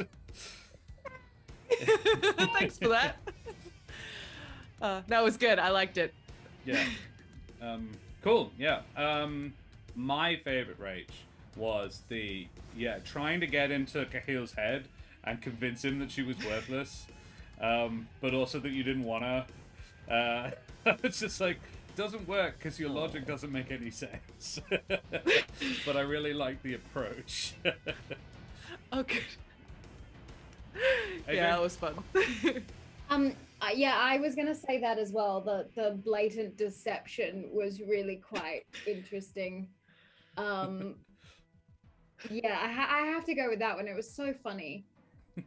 It was the like whispering to Benneck at the beginning, and then walking forward and doing the lying, and then being part of this like transfer call of message cantrip. Oh my god. Yes. In my head, it was like, you know, when a comic book comes up and it's got like those different quadrants, and it was like 4 different things were happening at the same time, 2 different conversations. I was very like, It's like when I was writing it, I was like, "Are you purposefully splitting the party, you idiot?" And I was like, "Not for long. They'll figure it out." All right, you see the caravan? Just saying. Dan, what do you reckon?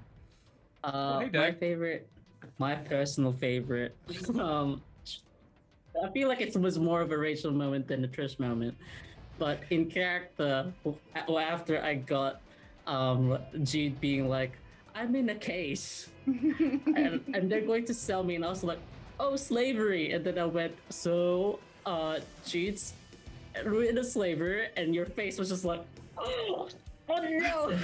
immediately, and I was like, nice. There you go. She's gonna go off now. Red flag, alarm, press the big red button. Yep. I had 3 different things. Ooh. First of all, thanking the void in your intro. Right at the very end where you were floating, and now we're floating. Thanks, void. It was great. Welcome. The enthusiasm on your face as you got to announce "I would like to rage." That was just, it was so good to see that happening for the first time. And you then role-playing that rage by basically shouting at that guy, "God, it feels good to be fighting someone I can hate." Oh, That was very role play in terms of, like, you know, being filled with that anger. And yeah, so that was really cool. I thought it was a really cool development. Thank you. The code is very loud, and I love it. Small town creepy. That's so true. Trish, I'm very good at stealing things, and my friends are also here from Newton Scan. That was so fun. I love that you're very good at stealing things, and we've never seen you do it. Like you've hidden some stuff that you found, but you didn't steal it exactly. You just came back for it later. But yeah, that's, favorite Trish, the genesis of Darth Caper, and just seeing her shred. Yeah, Omi, yeah. She did what barbarians are supposed to do. Barbarians are supposed to eat damage. They're not naturally supposed to dish it out very well, but you soaked up some pretty impressive damage. Taking 24 hit points down to 8 damage. That was really cool. Rogue Barian is a That was very wild. good cross class. Yeah, it just doesn't happen very often. No. That one hit is brutal. All right. Are we done? No, we need to talk about Dan. Dan, what was your favorite you moment? I can get rid of the bodies. I got it now. God. So, like, Yeah. Like, these guys are made of like lava. I want this, but I don't. It's not how the world works. The way you did it with like licking your lips as well was. And you're like, I was oh, the possessed skin's with Benneck. too rough. Let's peel some back.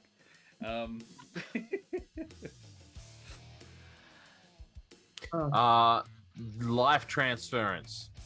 Yeah. That was fucking cool. First of all, I'd never seen that spell before because it was Xanathar's. Yeah. So that was totally unexpected for me. And the way you skinned it as well, of this big kind of almost like a shadow, gnarly vulture coming out of you and going to Jude, that was really cool. It was very cool. So that's me. Goosebumps from Small Town Creepy. And Dan's explanation was amazing. Yeah, absolutely. Yeah. I had 3. 2 of them have already been taken, so I will say the messaging. Yeah. I mentioned it when I said Trish's, but the messaging back and forth was so flippin' funny. Because I always love bantering with you, Dan. Like, there's some sort of kindredness that we have whenever we're doing this stream. But the moment that Josh and Mitch are having a conversation and I just cast message to you being like, I'm in a cage! And you were like, what? And Covering the it was phone. like, started throwing those quips back and changing the chords like it was World War I. So That's definitely something both of you excel at, is your background antics. Just the stuff that, like, while other people are role playing, you're not just sitting there. You kind of you're doing something a lot of the time in the background, like while you were talking on the caravan, you were rocking back and forth, for example. Yeah. And so that was really cool. But yeah, you guys are the bomb at doing that. Anyway, Bishop Blood. Favorite Benneck. Highway robbery backstory reveal. I was gonna say that, chat. You stole mine. That was I'm really sorry. cool. I like that a lot. Yeah. There's a lot. There's a lot of Benneck's backstory that's just like littered today. Yeah. It's in everything. Lots of it. Allies. I didn't actually not pick up on explicitly it said. particularly. He's very subtle with it. And that's my favorite Dan. It's a general note, really. Dan has a delightful subtlety to the characters he plays. But yeah, Benneck, because I have not been told it, and I'm just rolling with it because it's fun to not know at this point. I'm going to probably ask at the end of the season. But for now, I love not knowing, and yeah, getting these little nuggets. And I didn't even pick up on that. My mind was in other places. But that was very, very cool. Yeah. But yeah, I think generally my favorite moment is just how Dan plays this subtle, nuanced, detailed character that we don't know very much about. Whereas the rest of them, equally subtle and nuanced, but we don't know. We know a lot more about them. None of you are shit. Small Town Creepy, covering the phone was hilarious. Favorite Benneck, 50-50, the messaging and the body disposal from Omi. Yes. Nevermore is subtle. Yes, as a sledgehammer, yeah. As a brick. Small Town Creepy, yes. Yeah, absolutely. Excellent. Well, we're all very good and special and clever. Guys, thank you so much for watching and playing. Thanks for coming along and hanging out with us this evening. We will be back next week, except for Mitch, who won't. Mitch is going to be off in a treehouse somewhere with his girlfriend, I suppose. I mean, fine. That's literally the song of like two people sitting in a tree. Yeah. Just put him on blast, why don't you? Happy birthday to Dan, by the way. Birthday when it wasn't. Happy birthday, You gotta Dan. hit it more harder. No, Yeah. I am nice. I Happy can... No, It's sorry. actually not. I'll do it. It's not my birthday. We have it on good authority. It's after the season finishes, sadly. It is. So we're gonna go away from here now. Guys, who the heck are you? Rachel, who the heck are you? Hello, I am Rachel Foucar. That's my name. That's who the heck I am. You can find me on various social media at Rachel Foucar. I'm an actor, writer, and creative trash at large. And one of the things I created is a book called The Rings of Mars. It's a sci-fi book, and you can find it right here on the internet if you like science fiction and doing things that make me smile. Yeah, cool. And no threats. Yay. Mitch, who the heck are you? Feeling You generous. tree-dwelling, girlfriend-having person. Hello. That's basically that's it. That's all you need to know about me. Thank you very much. No, Mitch Earnshaw is the name. You can find me on Twitter at Mitch_Earnshaw, where I just share things that amuse me and make me smile. And this is where you find me on Twitch. And I am going to miss all y'all next week, but I hope you enjoy the Dungeons and Dragons nonetheless and watch me just get fucking dunked on by everybody. And I hope you guys take your best fucking shots while I'm not there. Go for it. Enjoy it. Go for It's it. not fun if the punching bag doesn't hear you. Yeah, exactly. Alrighty. Well, I mean, no, I'll go back and I'll watch the episode, Oh, okay. so I'll know just how subservient I need to be when I get back. Yeah, you're currently role-playing Jude's slave. Alrighty, Dan, who the heck are you? Hello, I am Dan. I am Dear on Twitch chat, and I am excited to get Nevermore to do the nicest things next week. Aside from that, you can find me here on Roll for Damage playing Yeehaw Wizard Man. Get to know him some more as the season progresses, and on Closest Cove, not this week, but try to think now. Some point the Avatar game is there. It escapes my brain, so We will be having a fortnight off, I'm afraid. So the Avatar game cool. will be back in 3 weeks-ish from now. pretty confident. Ben. Yeah. See Ben. Yep, Yeah. cool. I Yeah, am love glad. each other, Yes, etc. I'm afraid there is there's a bit of coupling scheduling conflict, Small Town Creepy, so we're having to take a skip week. Alrighty, AJ, who the heck are you? Hi, I'm AJ Winters. I am a creative DM role-playing person on the internet. Not only am I on other people's channels constantly, but I also have my own YouTube channel called Winter's Tales, where I am slowly building a world one step at a time that I will then host and DM my own stream in next year. Get ready, it's gonna be a doozy. But also, tomorrow's episode is coming out on the gods and pantheon of my world that we are building, and it is pretty cool, if I do say so myself. So check that out tomorrow. Nice. Hey. Mesdames et Messieurs, Damen und Herren, and beings of indeterminate gender and persuasion, I have been Josh the Pirate this evening. For those who are curious, the pirate thing came about because when I rocked up at the first day of university, I was dressed like one. It was a bet between my mother and I about whether or not I would wear a Jack Sparrow costume if she made me one for a Christmas present. She lost, and I gained a moniker that I've kept for the rest of my life. I wore the costume for 2.5 years. At university, I was Josh the Pirate. That's what everybody knew me as. Wow. And so it's just sort of stuck. I saw that I believe Small Town Creepy asked. Yeah, I bet my mum lost Small Town Creepy in a sentence. You And- wore the same Jack Sparrow outfit Yep. for 2 years to uni. I had several different variations on it. I owned 3 pirate shirts, a bunch of... I also had quite long hair at the time, like, not quite AJ's length, but it was not a good look. It doesn't suit at all. You can ask the mother of bunnies, she will confirm. Long hair does not suit me. Karen actually refused to date me until the pirate thing basically stopped. I'm not surprised, Josh. You were the guy that wore a pirate outfit to university for 2 years. I rocked up day 1 as a pirate, and that was the bet over. And I was like, and everyone's like, "You're a pirate. We should be friends. Yay!" And I was like, "I have lots more friends than I ever had before." And then day 2, I was like, "Yeah, let's keep up with the pirate thing." Day 3, it was getting a bit smelly, so I changed it out for normal clothes. I show up, and they were like, "Who the heck are you?" I was like, "I'm the pirate guy," and they're like, "Well, clearly not." So yeah, I wore it for 2.5 years. Slowly weaned them off it, and then I got the haircut. This is my life now. Yep, and I'm okay with that. Yeah, hey, mother buddies can confirm the long hair was not attractive. You're really committed to it. That yeah. was a commitment, yeah. Yeah. I also performed as the Pirate King twice in that time. Anyway, I have been your humble DM and storyteller this evening. If you enjoyed my face and voice tonight, you can find me in Paparotica at Fringe World and generally infesting the art scene in Perth.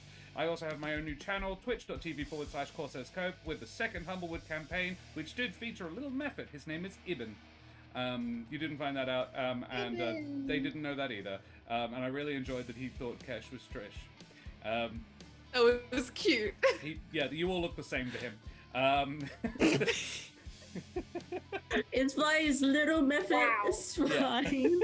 I'm not any better. The Mother of Bunnies is Kesh in that show, and he doesn't know the difference. Josh Towns, Nikolai Kravchenko, and Brendan Ellis round out that cast, and they're having some pretty good fun over there. Alternatively, if you like the majestic voice but you think I could stand to turn the face down a bit, I am part of the There Be Dragons crew. We're a 5e D&D podcast in a fantasy gunpowder setting where I play the infamous and deadly pirate Scared, Felspar, and his little dragon, Frosh.